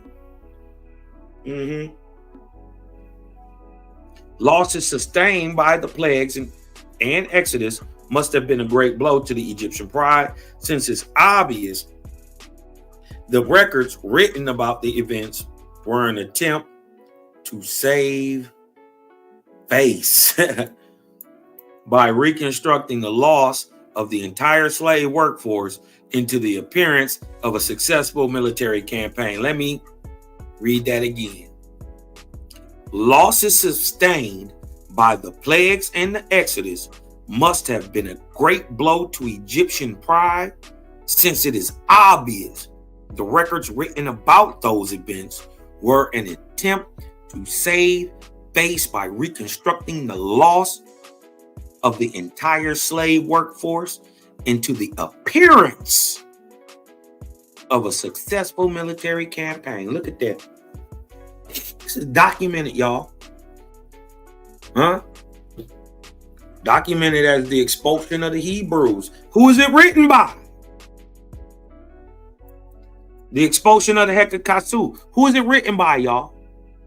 It's written by Ahmose I. I ain't making none of this up. Thumb up the video, man. Share the live. Huh? And given time, successive cleanings finally eliminated all mention of Moses and the Israelites, whose memory was no doubt a constant reminder of a golden age lost. Such record cleansing would explain the lack of a historical references to Moses and the organization of the migration of the faithless under the Pharaoh who was Moses' adoptive father. Egyptian cleansing of records. The new Pharaoh waited decades into his reign before cleansing the historical record. According to Egyptologist Bob Breyer, the historical vandalism was simply because after Tutmosis III consolidated his rule, it was deemed impolitic to record that a woman had ruled in Egypt as king. And so, did they do the same thing for Sobek Nephru? And so, in subsequent years, all the king's lists, which later rulers would make to list their predecessors, would never mention Hatshepsut having existed. Do they do the same thing for the end of the 12th dynasty in Sobek Nephru? What y'all got to understand is the 12th dynasty and the 7th dynasty or 17th dynasty were running concurrent. They're not at the same place. They're not even the same people.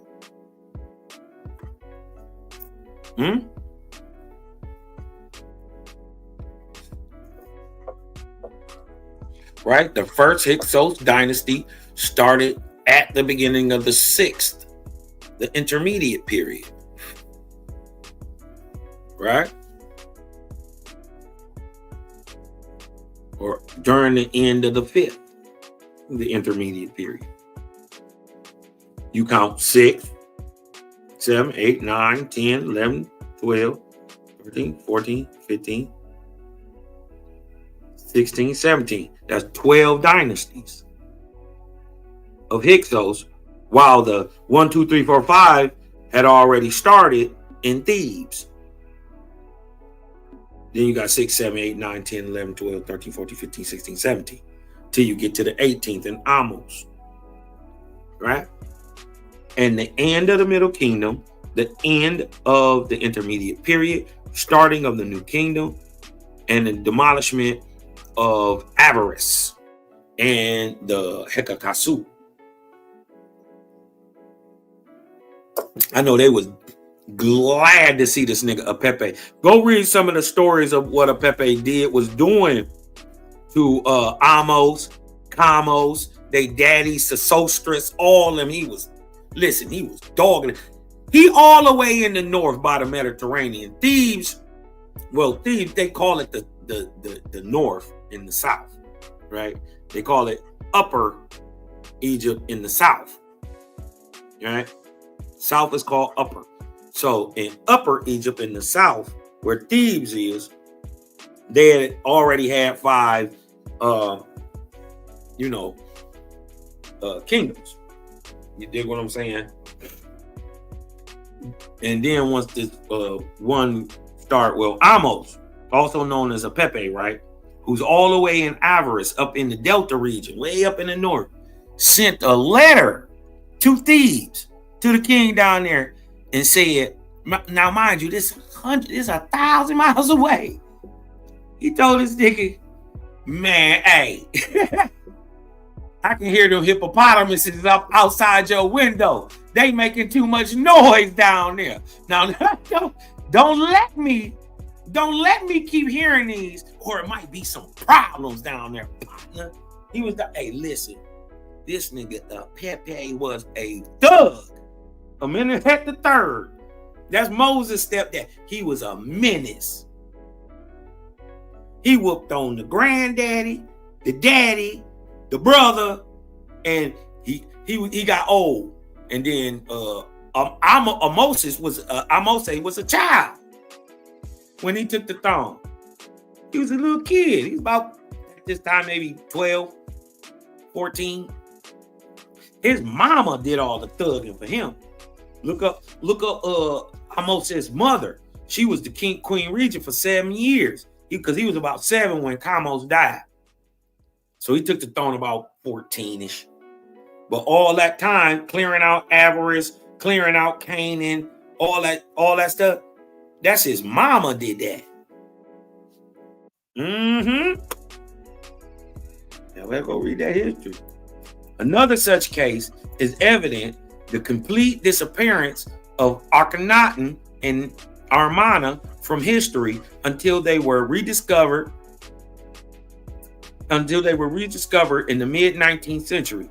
The Egyptian practice of reworking historical accounts was well known. The Ptolemaic Egyptian Manetho, upon whom many scholars today depend for their historical quote-unquote facts, was a vociferously anti-Semitic. He was vociferously, that means he spoke out openly and loudly.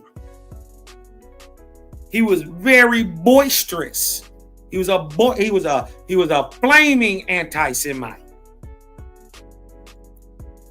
Consequently, not only were his accounts of ancient Egyptian history subject to all the rewriting, cleansing, and myth-making of the past scribes, they were also shaded by his own personal bias.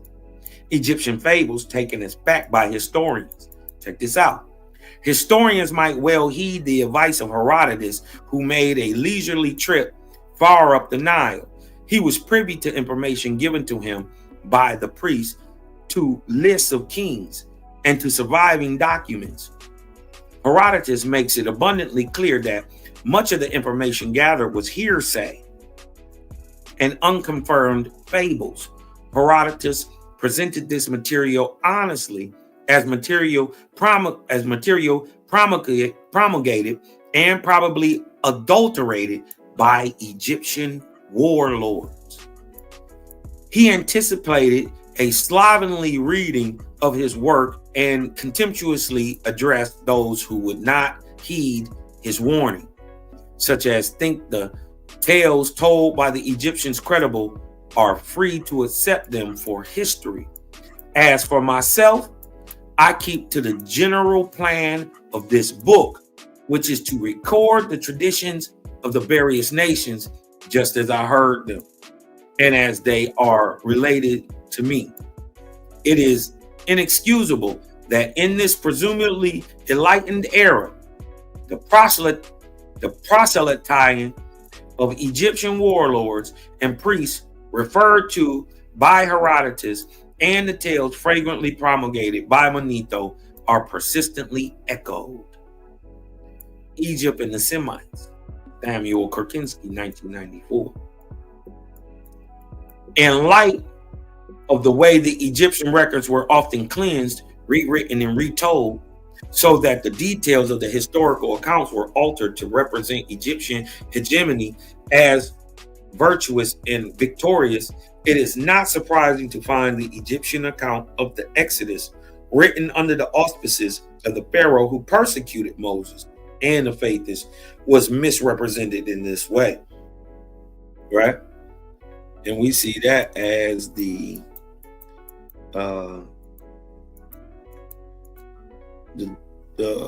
expulsion of the Hyksos, right? We see that in that tale.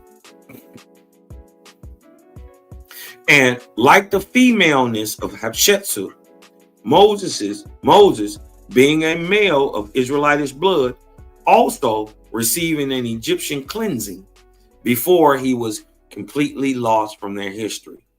For his efforts to be true to the Creator, the Egyptian record untruthfully discredited Moses as a traitor and a murderer. Did it not?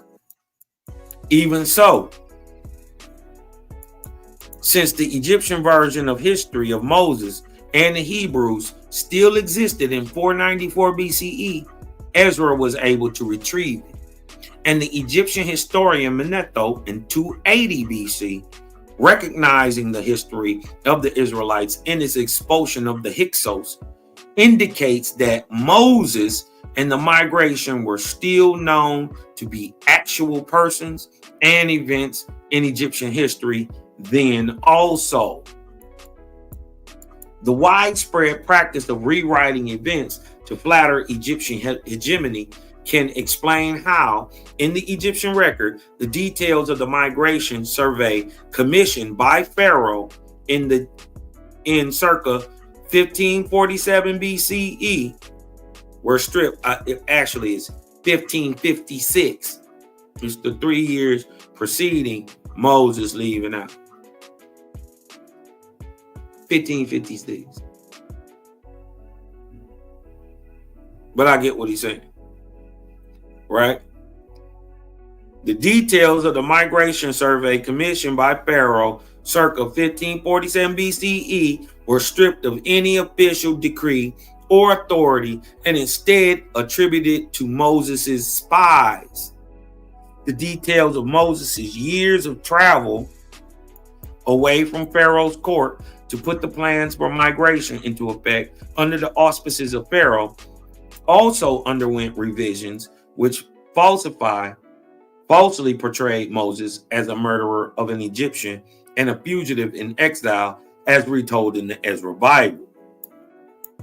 According to Owaspi, the attempt to portray Moses as a traitor to Egypt came from the oracles of the false lord of the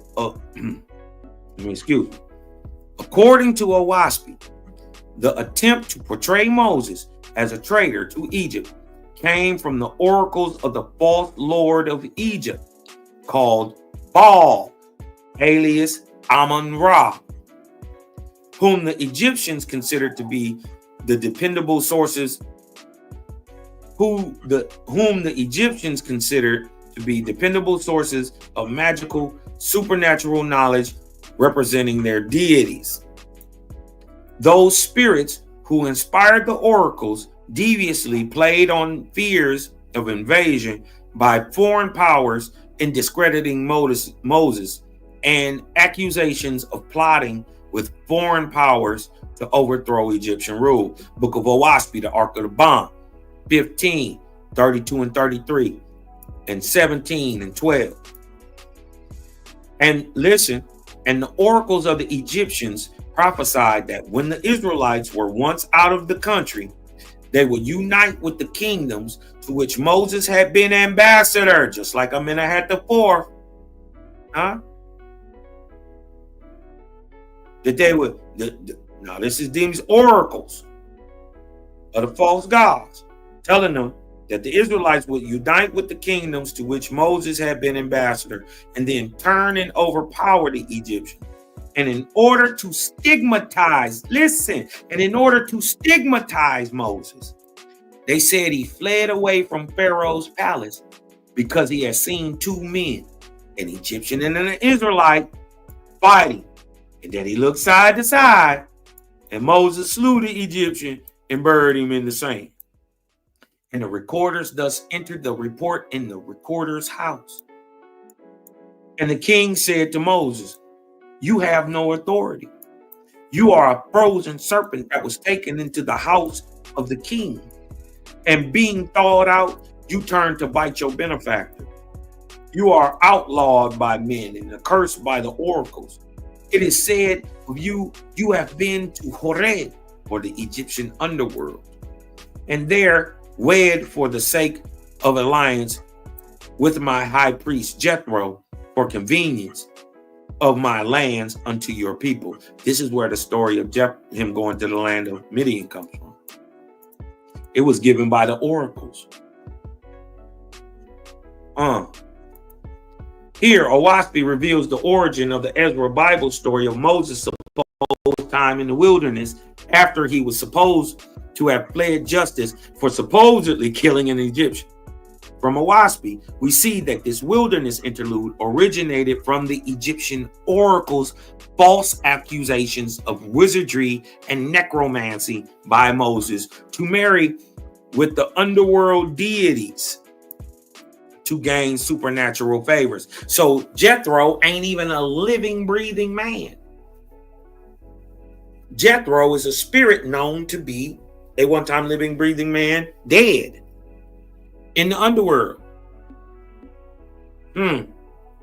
So they didn't turn a dead spirit into a living man and told y'all a tale that Moses went with this dead nigga for 40 years and then married his daughter.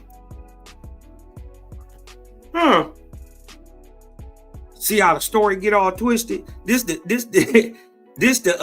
phone experiment.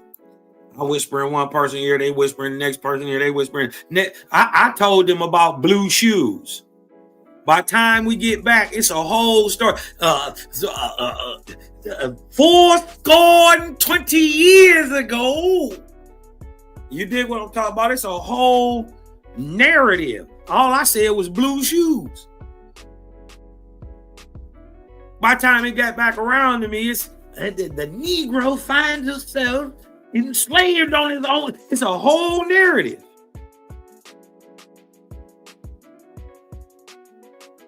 And that's what they done did with this 40 years. Walking around in the desert. Notwithstanding these historical misrepresentations, evidence can be gleaned from even these records. Owaspi highlights the discrepancy in the Egyptian lie when it poses the question, if Moses had been a fugitive in exile. Listen, y'all, it's a question. I want y'all to answer this. If Moses had been a fugitive in exile, how was it that he came and went freely from Pharaoh's palace after he supposedly killed an Egyptian? Shit, even the records say he came back at least 4, 5, 6 times, told him, "Let my people go." Huh? Didn't Moses come back and forth a bunch of different times? If he had a murder rap hanging over his head, the king would have just killed him.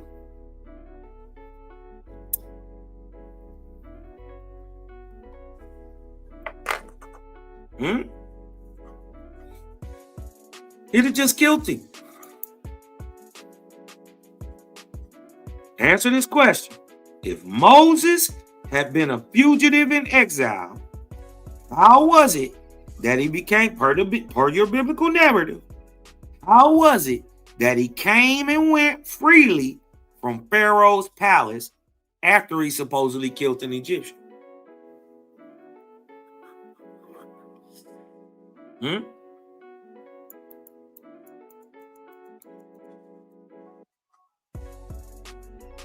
If he had a murder rap on his head, and they were just to stigmatize him, and they was looking for him, and he was on the run, how is it, per your text, he came and seen Pharaoh, he came in when he wanted, left when he wanted? Pharaoh ain't stopping not once.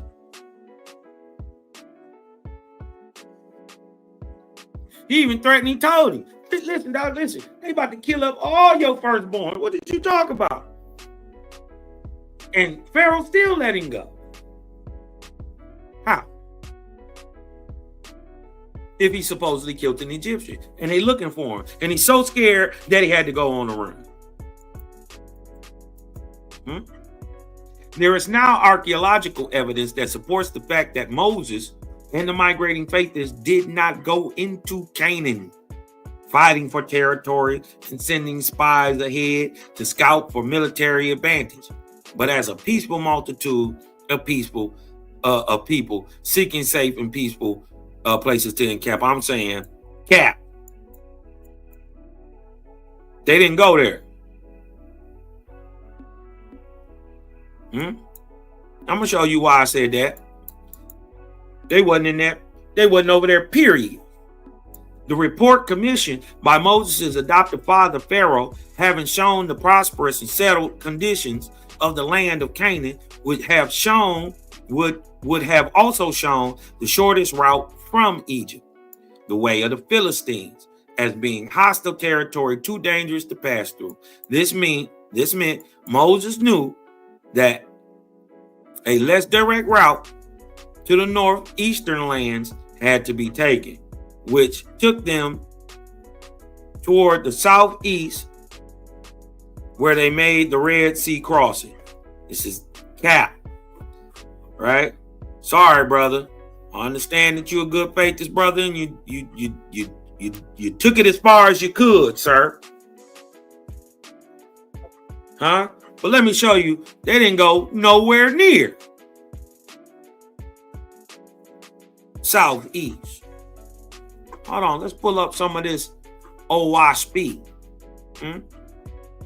Let's pull up some of this OYSP. Because I'm telling you, you ain't got to believe me. I'm going to let the Creator tell you. Watch this. And I'm telling you, they put this in Moses' genetic code. Right?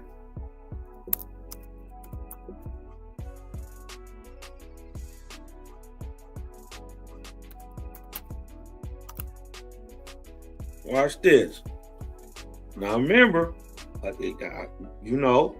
it's all good. You dig what I'm talking about? We not no yes men over here. And just because some brother is he got it to the to the best of the place that he knew it, right? He trying to make that biblical narrative correct, right? Trying to lead them white people over there somehow real Israelites. They ain't. Huh? Now look, this is what he said. I'm gonna read you back what he said, and then I'm gonna read you back what the Creator said. This meant that Moses knew the direct route from the northeastern lands had to be taken. Now, mind you, in OYSP, it tells you the cities where they at, and all of them are west are in western Egypt, west of the Delta region. Huh? Where they made the Red Sea crossing, right? This meant that Moses knew that less direct route to the northeastern lands had to be taken, right? This is them trying to make that Bible story make sense, which took them toward the southeast, right? Where they made the Red Sea crossing. Now, first of all, the Bible don't say they crossed the Red Sea. The Bible said they crossed the Reed Sea. R-E-E-D. Not red. Reed. Right? But let me body bag cuz real quick. I love you. You dig what I'm talking about? But brothers fight. And I ain't gonna let you just leave me in man just because you believed and you duped. No. You gonna raise up, we gonna all raise up. We can't all be right all the time. He said they went southeast. What Jaja say they do? And Capilia shall deliver the faithless of Bindu. Mind you, this is before they're born. And Chini shall deliver the faithless of Japheth. And who? And Moshe shall deliver the faithless or the Israelites of Egypt. But hold on. And you shall put this upon Moses and his people. He ain't put this on nobody else. Only Moses and his people, the Israelites. He shall lead his people westward. What the hell is you talking about southeast, northeast? You got to figure out a way to go to the southeast. No! Moses shall lead his people westward. Either you lying or the creator lying. Somebody lying. I'ma just lean on what the books say. I'ma lean on what Jaja said. He say Moses gonna lead his people westward, and their heirs after them shall go westward. Yes, westward, until they circumscribe the earth. 3,400 years you shall allot to them to complete this journey. Huh? 3,000 years from 1549 is what? 1849, 1848, 1849. Anybody ever heard of the 49ers? What about the 48ers? Everybody dying and get to America. 3,400 years you shall allot to them to complete their journey. You gonna go west. Where they gonna go? Westward till they circumscribe the earth. Where though? How far is, when do you stop? You giving them what? 3,400 years. You shall allot to them to complete this journey, and wherever they go, they shall establish my name, Yahweh, and they shall lead all people away from what? All gods. So the Israelites didn't worship no God, and to believe in the great spirit, who I am, right? Watch this though. Huh? Circumscribe the earth, go west. Huh? And when they have carried my name to the west coast of North America and establish me, behold, it'll be 1848. Huh? Was there a proven mass migration to the west coast in 1849, 1848? Uh-oh. Uh-oh.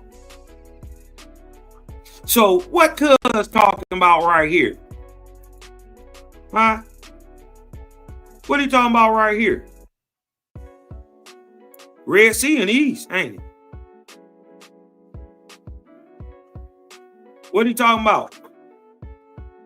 He ain't got enough light. He just regurgitated the biblical narrative and trying to make it make sense. He's still under the God spell. This is a faithist. That God spell is tricky until you lose all of it. You got to question everything. Question Cosmon too. I ain't better. I just know this trick. You ain't gonna trick me with this. Your book don't even say Red Sea. It say read. Watch this. Hold on.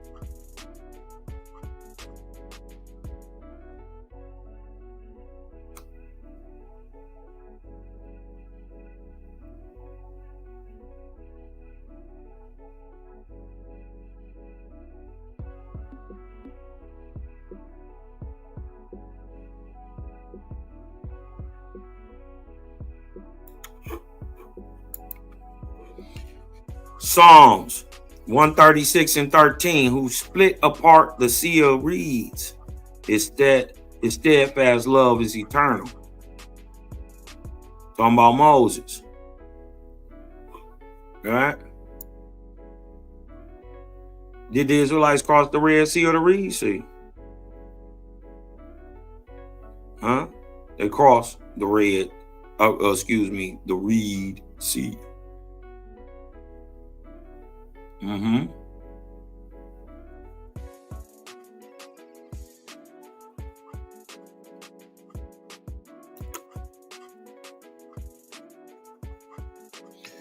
But Mr.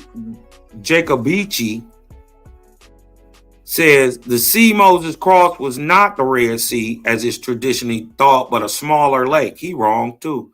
Known in Egypt as the Reed Sea. Its Egyptian name, translated into Hebrew, means the place where God swallowed up. Look at that.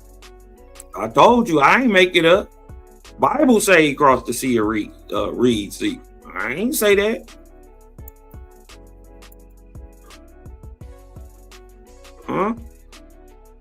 Once you understand the reed is the sign for Ethiopia, being that it is one of the very first places of papyrus and the foundation of written language over in that area, Ethiopia, Egypt. You dig what I'm talking about? Especially being written in a readable alphabetic script, right? One of the signs of Egypt is the reed, or Ethiopia is the reed. It just so happens the southern part, and for most part, all of it, right? Because when you come out the Mediterranean, you enter into the Atlantic, right?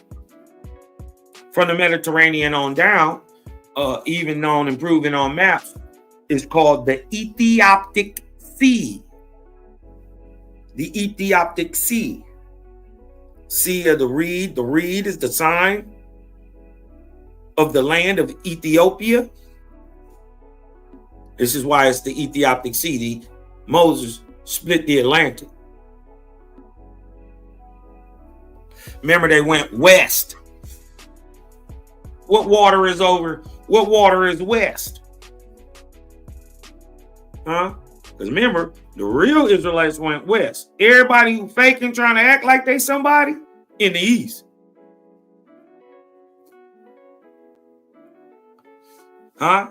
The favorable report indicated that the lands of Canaan were not ravaged by war. Why? Why wouldn't they be? Don't make sense. Huh? Since the cities were strong, prosperous, able to receive supplies and trade, right? Under the auspices of who? Egypt. Remember, they had massive walls already built to encompass the land of Canaan, built by Narmer. This 50, 2,000 years prior to this time, they had massive walls built outside of the land they call Canaan today. Huh? That protect Egypt from its northern side. Right? Them same walls is found around Jerusalem and all that stuff down in 1550, like the brother just showed you. The historical record just proved. See, this was booming at that time, not being destroyed.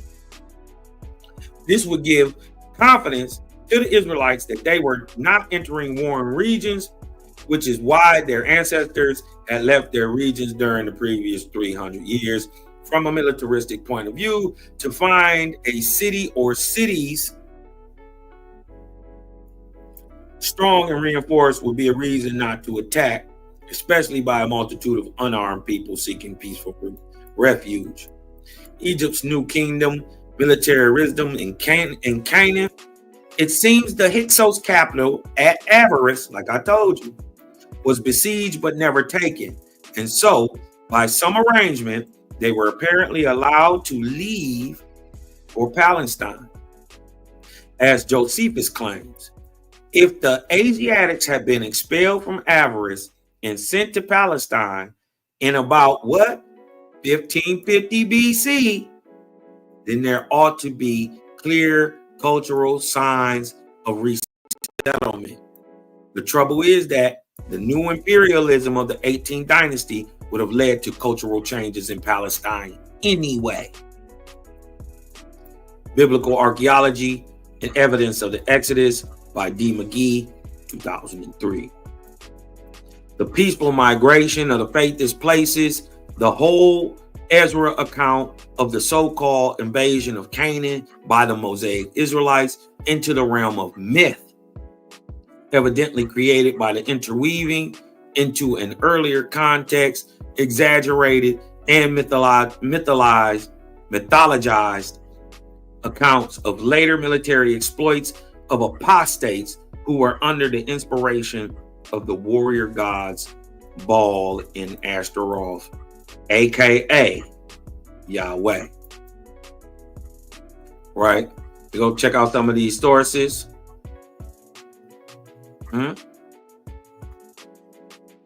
Y'all go check out some of these sources. Chronicle of the Pharaohs by Timms and Hudson. Good book. Y'all need to get that. You get what I'm saying? And with that being said, this is JEHOVIH Chronicles, number 221. The mythical conquest of Canaan. We had to debunk that.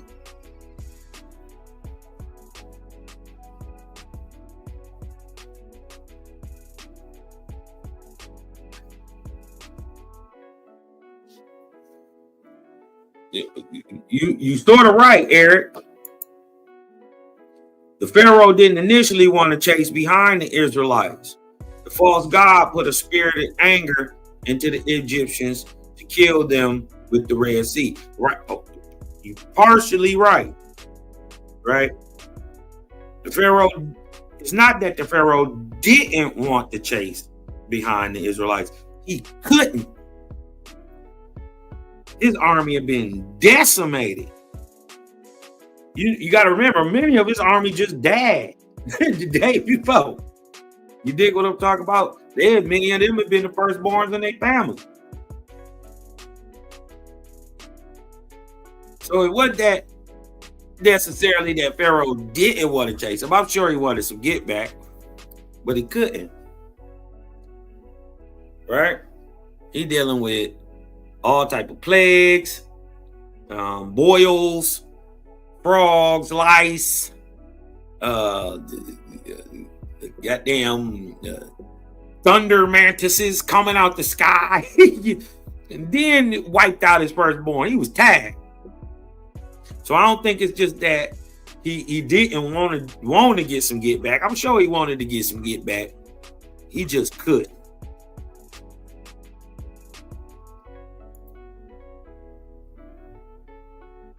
A lot of people, obviously, this brother is keep trying to point to the northeast. That them people over there right now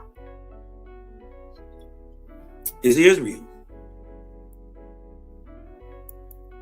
That's right.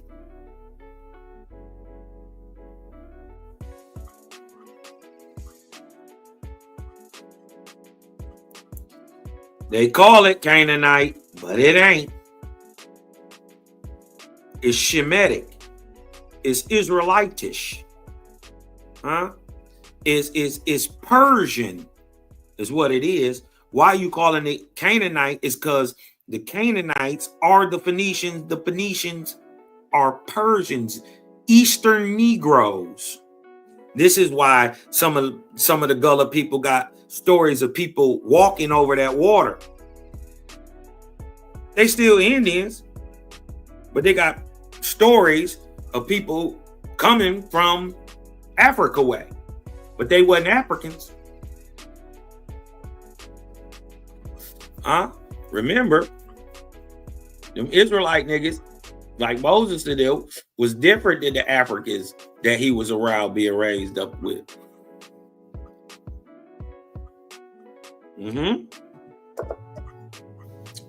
So they calling it Canaanite, but is it?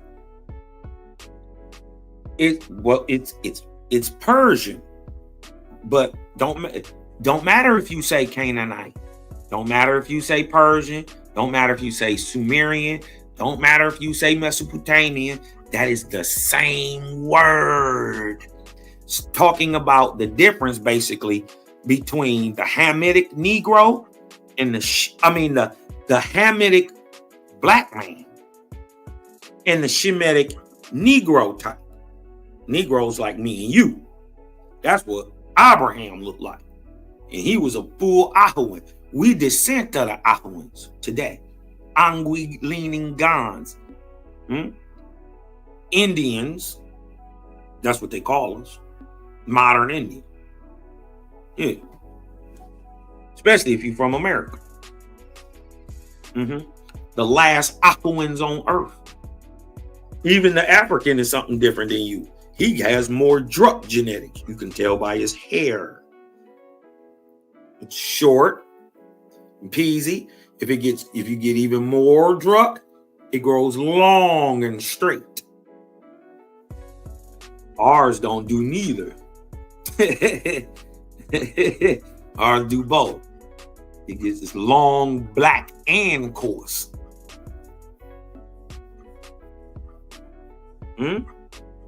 We just had to shed some light on this situation, man. Listen, your ancestors is not conquerors. In over 2,000 years, you ain't picked up the sword to kill nobody or take nobody's land.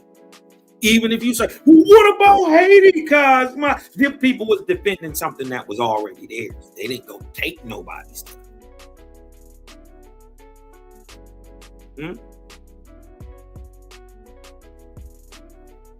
Red Squid is so much archaeological evidence that debunks this. You can Google search this, bro. Right?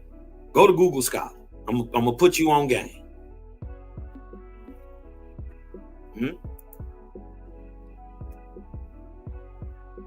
I do a lot of things, but I don't do no lying. That's why I go and show y'all why I'm saying what I'm saying. So y'all can go do the studies, do the back work. You dig what I'm talking about? Do that dark work all on your own. Because in the end of the day, what you got to find is, or what you going to find is, ain't no God outside of you. That you must praise or listen to. Ain't no Satan outside of you. that you must praise and listen to. Acquiescence to your lower or higher self makes you God or makes you Satan. You either God in training, or you are what is called a devil, a leader of evil. It's gonna be okay. Shake it. None of that binds you to none of it. Just because you read it and they told you this. Listen, all that information is third, fourth hand by the time it get to you. It supposedly came from God to Moses. Then Ezra rewrote it. Then the Pentateuch got reread. You dig what I'm talking about? And then you get a whole New Testament. That is 6, 7 time by the time it get to you. Don't none of that bind to you. Break the spell. Lose the fear. Right? Right. This stuff is out here, bro. Listen, I'm not making up. Go look back at the sources I showed. Right? Go look at the biblical historians who do this daily. Did you see the video that I had at the beginning of this? You need to go back and watch the beginning. You looking for something that isn't there, and you're looking for it in the wrong time, expecting to find it. That is called idiocy. That is called insanity. To keep looking for something in a place where it isn't, in a time that it isn't. Y'all better get to know WASPy. You better learn how to tell time using the sun and the moon.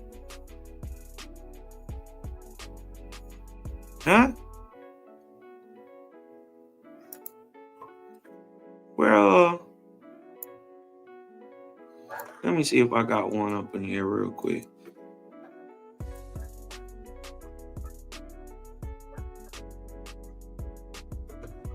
Hold on.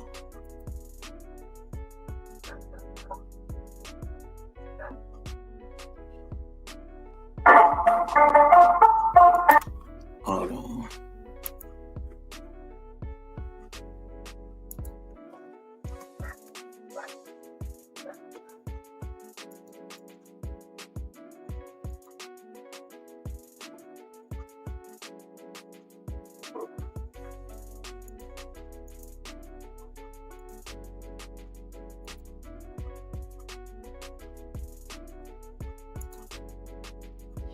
Hold on.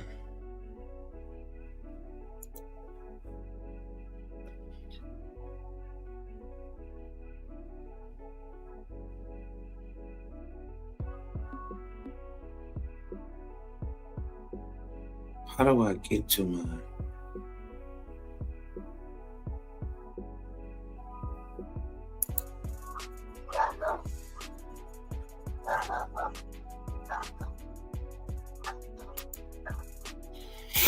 I'm trying to show. Oh yeah, I'm on the new channel thing. My bad. Well, when you do get you know WASPy, you'll be able to break down the timetables of prophecy. You'll know what that 3, that 6, that 9 actually is. You'll be able to see how Tesla works. You'll be able to see and prove to yourself what a pyramid did.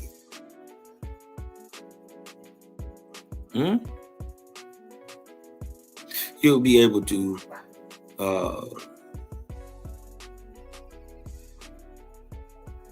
start working out your own way of producing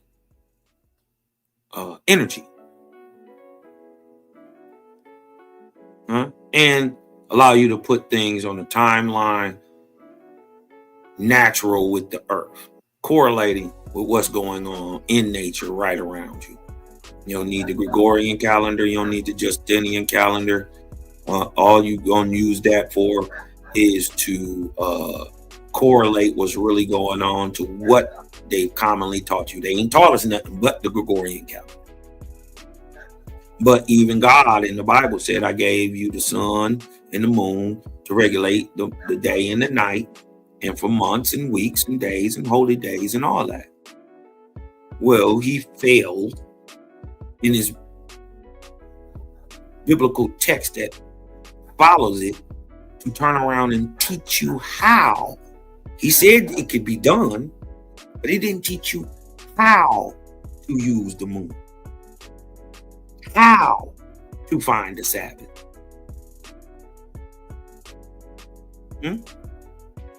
We know he used the moon, but how?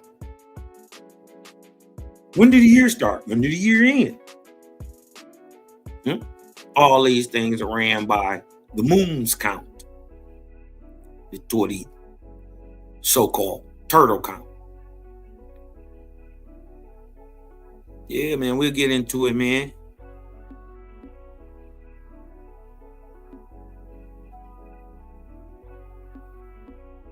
You dig what I'm talking about? And listen, hold on, let me what he did. Oh, he was talking about the Phoenician and stuff. All right, hold on. Let me show you some of these things pulled out of hold on.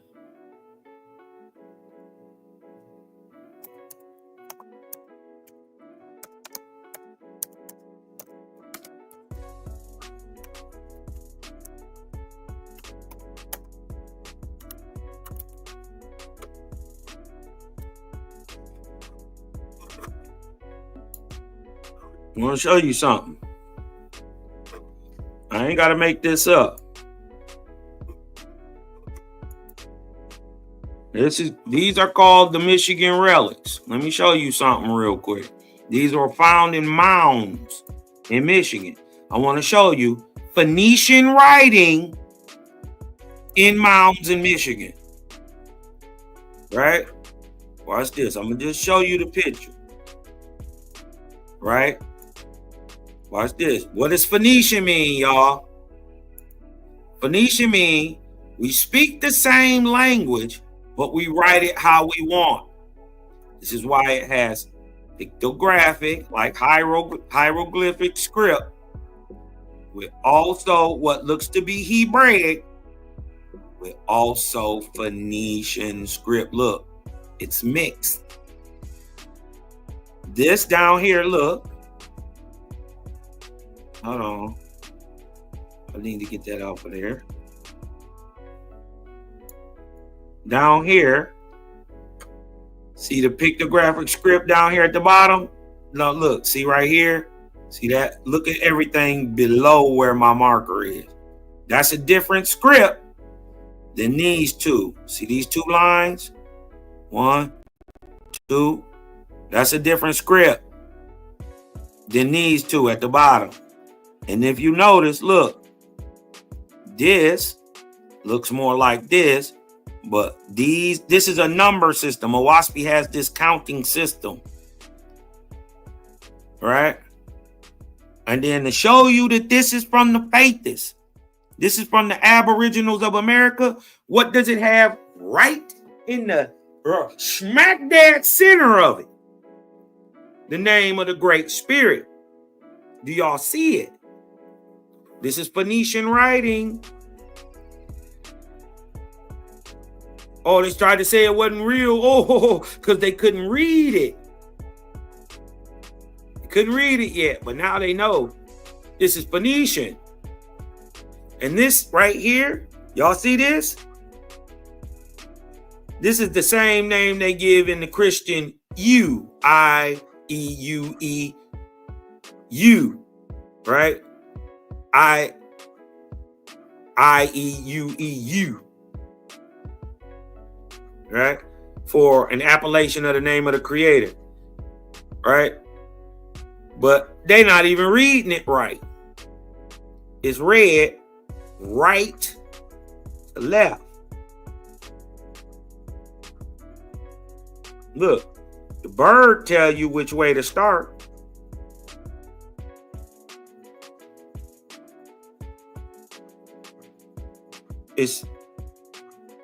This is pronounced in Algonquin, in Paleo Algonquin. It says go queen.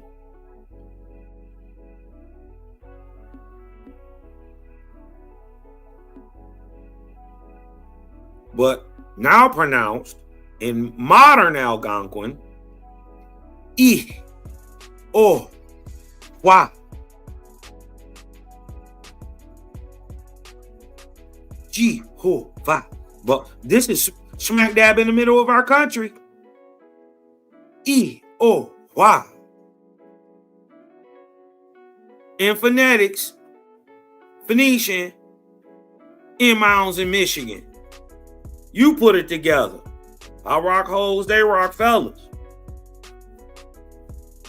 You dig what I'm talking about? That's something you got to put together on your own. You dig what I'm talking about? But Cosmon ain't making none of this up. I ain't making none of it up, bruh. Hold on, let me show you some of this stuff. Look at all this.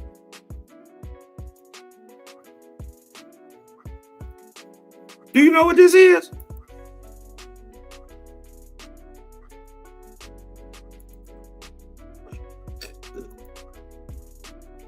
Do you know what this is? Let me see if I can blow that up. I can't blow it up. Hold on. Let me go get another one.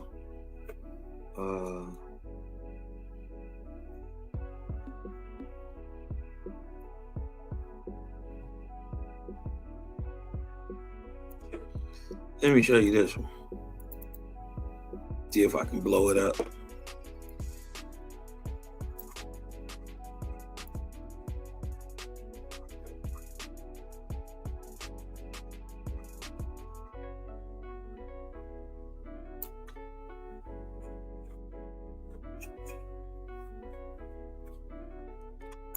Do y'all know what that is?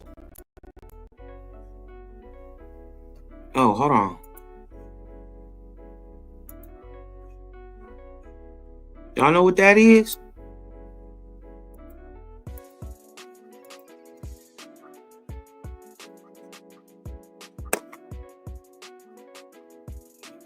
Right.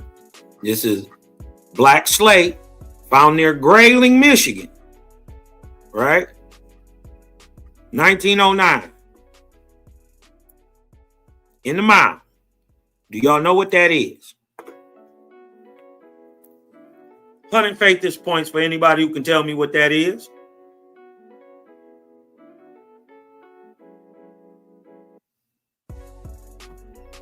$100 points. 100 faith points. Raise your spirit at rate up 1. Somebody tell me what that is.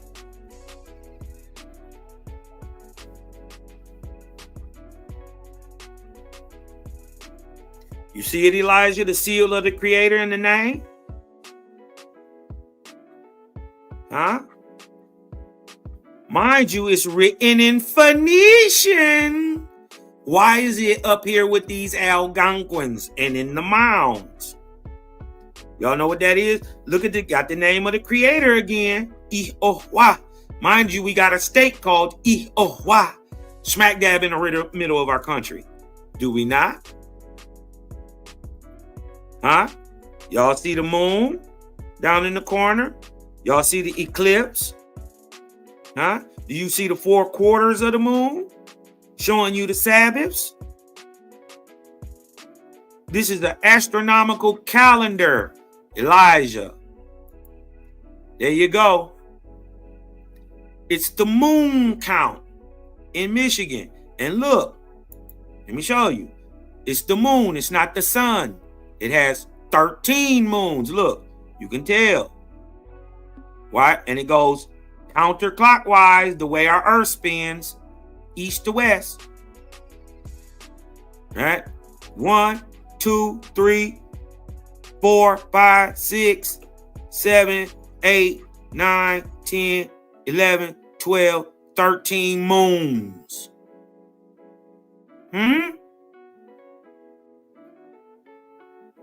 Look, in here, show you the Sabbath. This is Phoenician. This right here, see this writing? Phoenician. All this counting, all this around the edge, Phoenician. What is it doing in a mound in Michigan? Documented over 3,000 years old, or 5,000 BC, or 3,000 BC, 5,000 years old. Huh? What is it doing up here? We got some more. Y'all see the name of the Great Spirit? Huh? Look at that. That's a faith sign. So is that.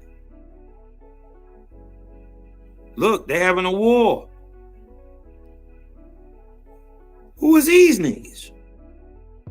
With their hair sticking up? Who is these niggas? And these helmets? And why do you have a Roman style, Egyptian style cathedral created at the bottom in the mound thousands of years old? You got to explain that to me. They hiding something. A lot of history in America they ain't told us about, huh?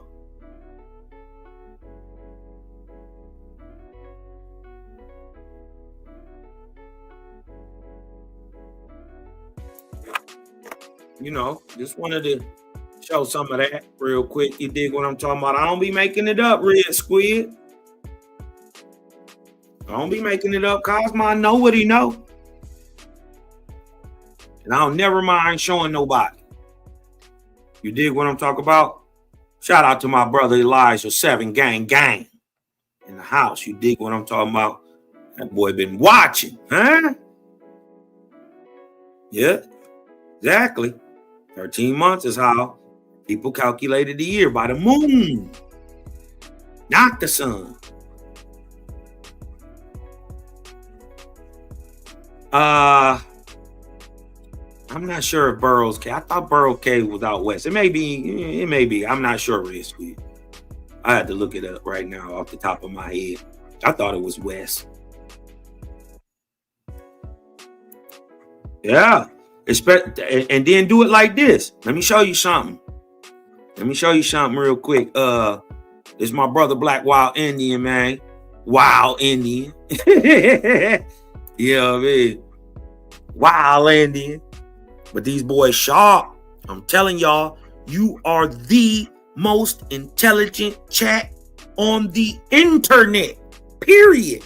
And if you over here, you being blessed. Not because Cosmon talking. You in the way of the light of the creator, the real one. Him name ain't God. Him ain't no God. I ain't talking about God. I'm talking about the God maker. Watch this, y'all. Hold on. Because they think it's crazy. Now, Black Wild Indian. It don't make sense until you use every month, every moon count is 28 days. If you go with every 28 days, that give you 13 months, that give you 52 weeks. You go by the sun, you dig what I'm talking about? You got 12 months times 4 weeks. It's 48 weeks. Where the extra 4 weeks go?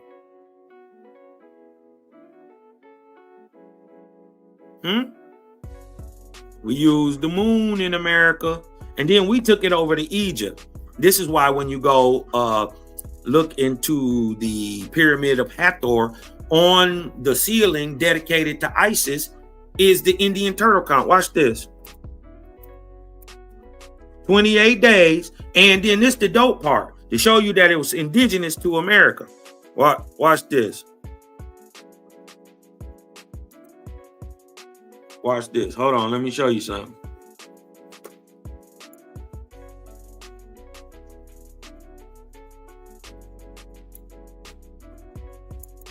Now watch.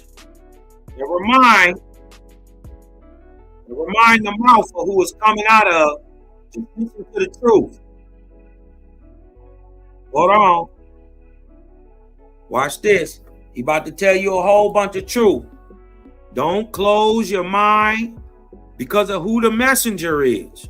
I gotta tell that to my aboriginals, because you know it is what it is. You know, we got a history with these people, right?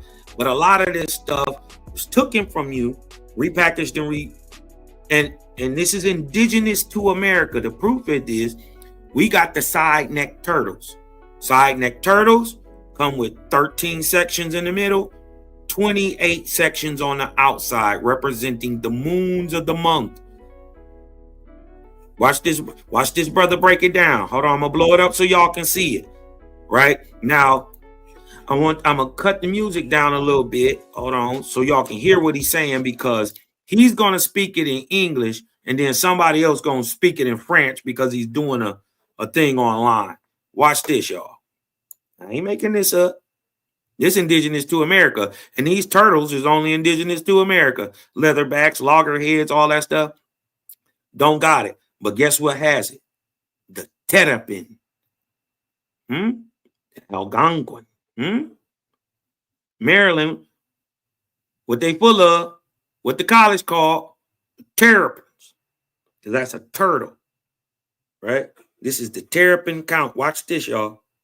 So much to learn from these 13 squares. Il y a tellement à apprendre au sujet de ces 13 carrés. These 13 moons that you see here. Ces 13 lunes que vous voyez ici. And these 28 days, these tiny little squares that are all around the outer ring of the turtle. Et ces 28 jours, ces 28 carrés qui sont tout autour de la tortue. So let's say for you, you got a calendar. It's got 12 pages on it. It's got 12 months. Donc pour vous, votre calendrier, il y a 12 pages, il y a 12 mois. We have one thing.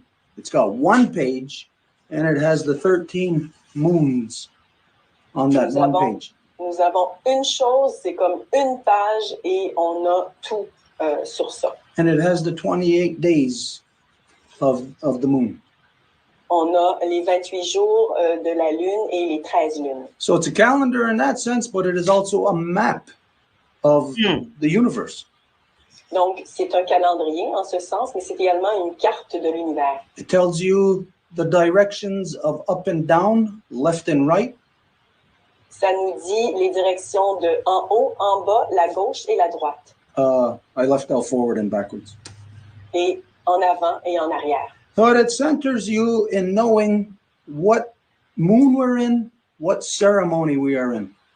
Mais ça vous centre parce que ça vous dit quelle lune vous êtes et quel jour de la lune vous êtes également. So as long as you know how to read the turtle rattle, the turtle's back, you will know what ceremony you have to carry out. You will know exactly what you have to do. Et en pouvant lire cette carapace de tortue, vous allez exactement savoir quelle cérémonie vous devez faire. And it also shows you some, there are also some hidden things on here that you cannot see. Ça vous montre également des choses qui sont cachées, que vous ne voyez pas. That it, things that only a person who uses the turtle rattle, who knows of the ceremonial process of the 13 moons and all of that, blah, blah, blah, only that person can see these hidden things that are in here that you cannot see. You cannot see it. It's not there for your naked eye. Yo, these were sold out everywhere. But then my eBay list went off. Got them. Felt lucky, so I looked up some more heat.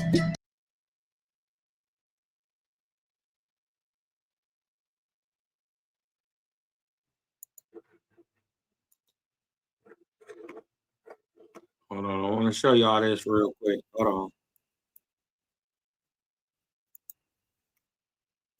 Let me start this.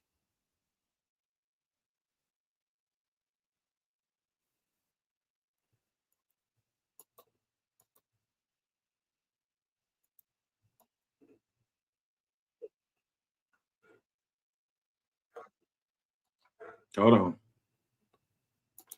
Let me show y'all this. Let me blow this up a little bit if I can blow it up.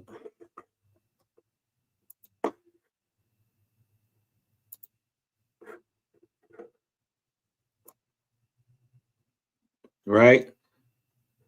This is the 13 moons on the turtle's back are called the terrapin count.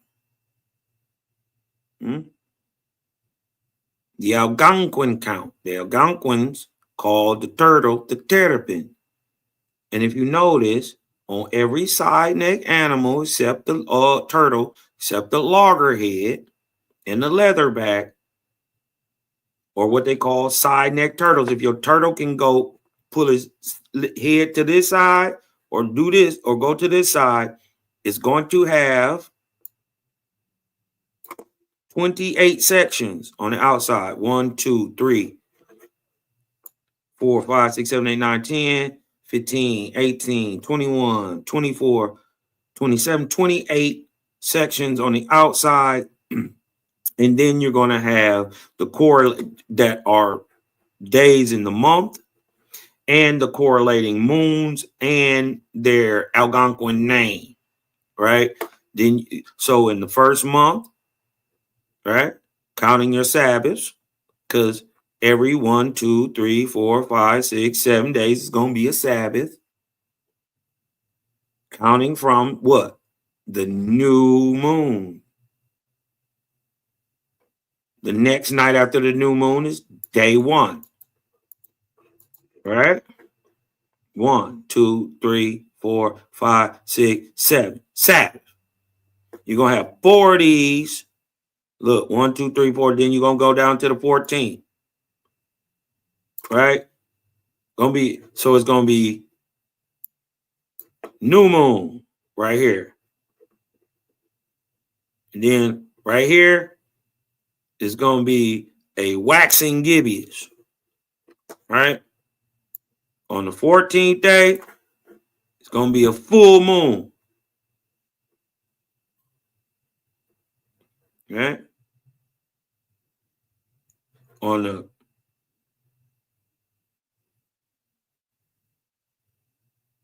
21st day, it's going to be a waning gibbous. And on the 28th day, you got a new moon again. You wait that night to the next night and your count starts again. So once you do 4 moons in a month, then the moon changes. This is a month called the elder moon, the first month, called the Git. And look what it's called. Gichi. Jesus. Jesus. Oh, heaven Lord. Oh, it's called Gichi's moon. Huh? Yeah, they always try to tell you that Jesus is the sun over here in Algonquin. No, Jesus is the moon. Uh-oh. Uh-oh. Work it. Uh-oh. Cosmo. Uh-oh. Yeah. The Jesus is not the sun. The Jesus, look, is the moon. The father or elder moon, Gichi. What is the creator called in America? Gichi Manito. But the Gichi moon or the elder moon or the father moon is the first one of the month. Oh. McGeezy, Jesus. Nika. Oh my gaga. Oh my agaki. Oh my gaki.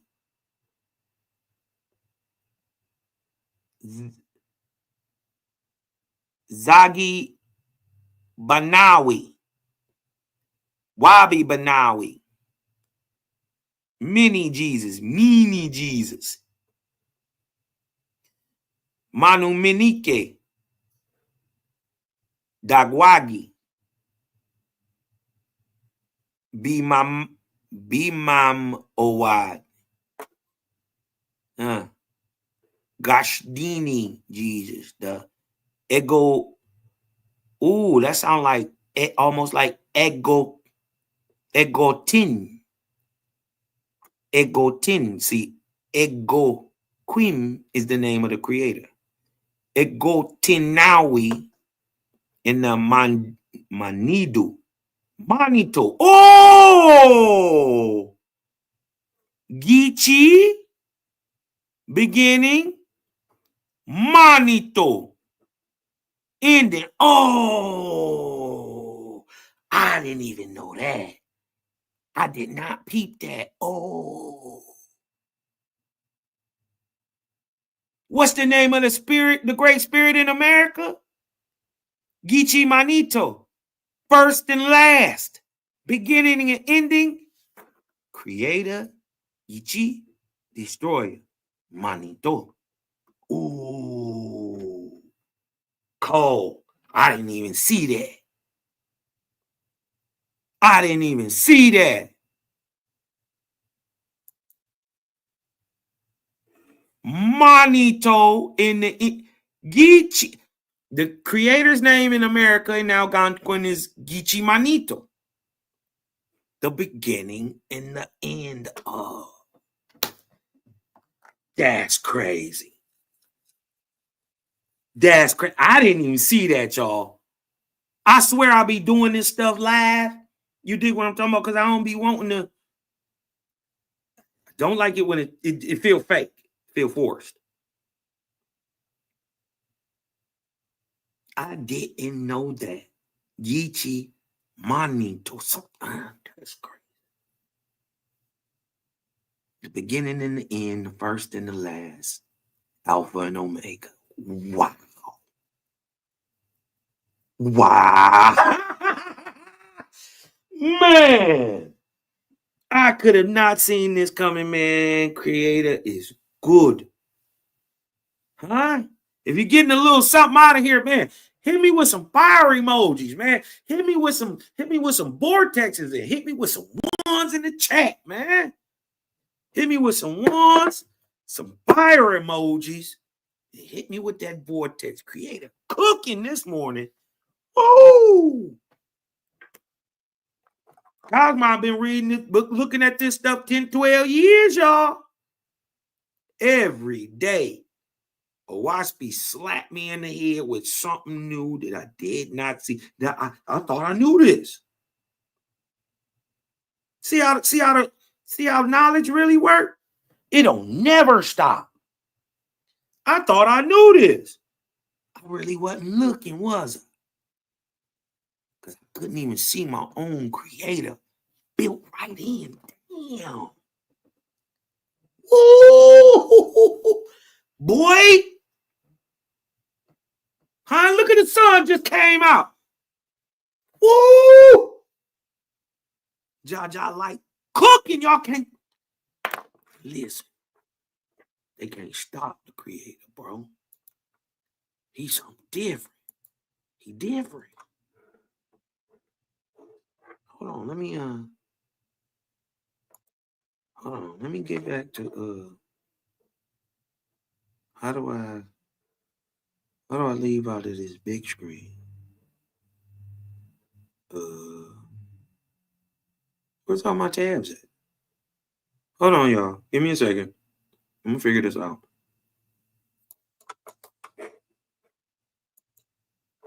Okay. Listen, man. Hold on. On that note, I got to bang some Jaja music, man.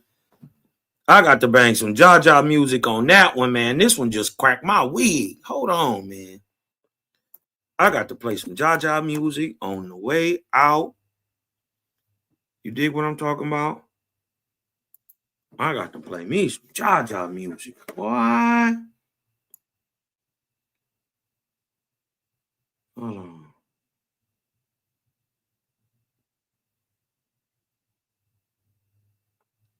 What I want to listen to? Ooh, we was just talking about the Valley of Jehoshaphat and Basra. You dig what I'm talking about? But let me see.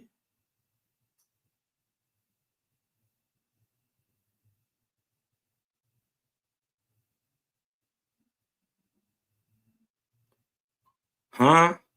You know what? I think this one is perfect. The song is called "The World Is a Cycle." You know what? No, I ain't gonna bang that right now. Y'all not ready for that. You know what I mean? The world is a cycle going round and round, round and round. And everything in to keep us spinning in a circle. Oh, wait a minute. I gotta go ahead and give y'all that. The world is a cycle. Yes, it is. Come on, man. Let's go. Spice Mountain Dim. This the new age Bob Marley, y'all. Spice Mountain.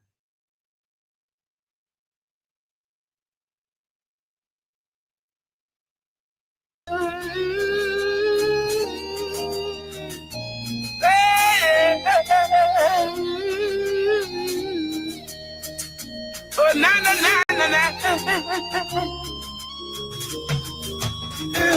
The world is a cycle. And everything I have, yes, it could run in a circle. Yeah. The world is a cycle. Hey. And everything I have, yes, it could run in a circle. Come on. Got to check the step you take and every breath you make. Because the little things you do is coming back at you. The ditch you dig, it might just be your destiny. I might just rise above the odds to gain a victory. Hey, do right. Hey. Do good. Because the world is a cycle. Hey. Do good. Everything has to come in a circle. Come on. The world is a cycle. Hey. And everything has to come in a circle. So if I see you stumble, I'll catch you before you fall. I'll catch you before you fall. Say the world is round and it's spinning like a ball. Come on. Who was Nice to see. Let them see. But chop off fire, chop my shoulder. Think about the youth. Think about the future. Come on, them girls of the youth, some get wiser. Hey. Spit it out the sky, that go fall in your eyes.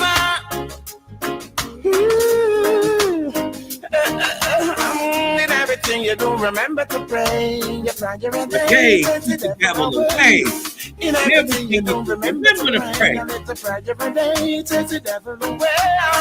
In everything you do, remember to pray. World is a cycle. Everything has to come in a circle. Come on. The world is a cycle. And everything has to come in a circle. Come on, man. It's the art cycle. Earth I come. Earth as it was in this iration, so shall it be in this I Hey. Joy is the key, still am the master. Hey. Whatever you do, so you shall prosper. The world is a cycle. Everything has to come on in a circle. The world is a cycle. Everything has to come on in a circle. At the step you take, every breath. Hey. That Jaja music get me going. Huh? Get me going. Come on, man. Let's go. Let's go, man. I'm gonna get up out of here after this one, y'all. So I had to take it back. Rock it up. Had to.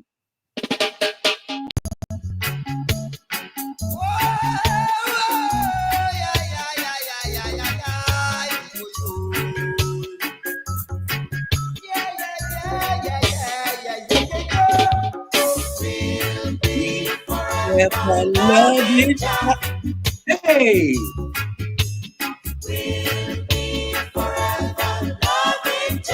Come on. Some they say see them walking up the street. They say we're going wrong to all the people we meet, but we won't worry. We won't shed no tears. We found the way to cast away the fears forever, yeah. We'll live forever. We'll live forever. Forever, yes, and forever. And just know these boys know the name Jehovah. Huh? So hold my river. They call him Jah in adoration. Don't cry for me. They call him that in love, like a nickname. Huh? They know the name Jehovah. So no matter what stages, Hey, those stages, y'all know who Jah is? You know who Hot Jah is? Huh? Who took over for Satan T? Huh? Outrageous changes, outrageous they put us through. Come on. Hey, We'd be forever, yeah. we'll be forever. We'll be forever. Forever and ever, yes, and forever. 'Cause there's no end. 'Cause only a fool lean upon his own misunderstanding. Only a fool leans on his own misunderstanding. Listen. And then what has been hidden from the wise and the prudent been revealed to the babe and the suckling. Oh, no. In everything, in every day, I say, we'll be forever loving Jah. We'll be forever. We'll be forever loving Jah. Hey. 'Cause just like a tree planted by the rivers of water, Come on. that bringeth forth fruits in due season. Everything in life got its purpose, find its reason in every season. Forever, yeah. We'll be forever loving Jah. We'll be forever. We'll be forever loving Jah. Forever, yes, and forever. There'll be no end. I don't know about y'all, but this stuff get me going. Don't cry for me. I've got the wrong. Y'all gonna have to remember one day, man. We all brothers and sisters. Huh? Different mother. Same father. It's gonna be all right, y'all. But until then, I'm gonna need y'all to breathe in and let that light in. Cause I'm Cosmon and I'm out. Of blood you see. So no matter what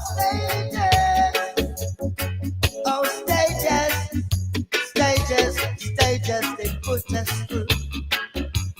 Never be blue. No matter what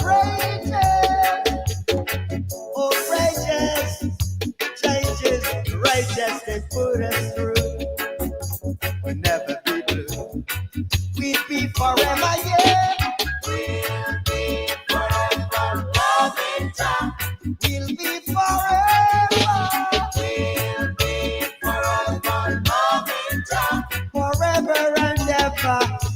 and forever. 'Cause there's no end. 'Cause only a fool lean upon his own misunderstanding. Oh, yeah. And then what has been hidden from the wise and the prudent been revealed to the babe and the suckling. In everything, in every day, I say, we'll be forever loving Jah. We'll be forever. We'll be forever loving Jah. 'Cause just like a tree planted by the rivers of water that bringeth forth fruits in due season. Everything in life got its purpose, find its reason in every season. Forever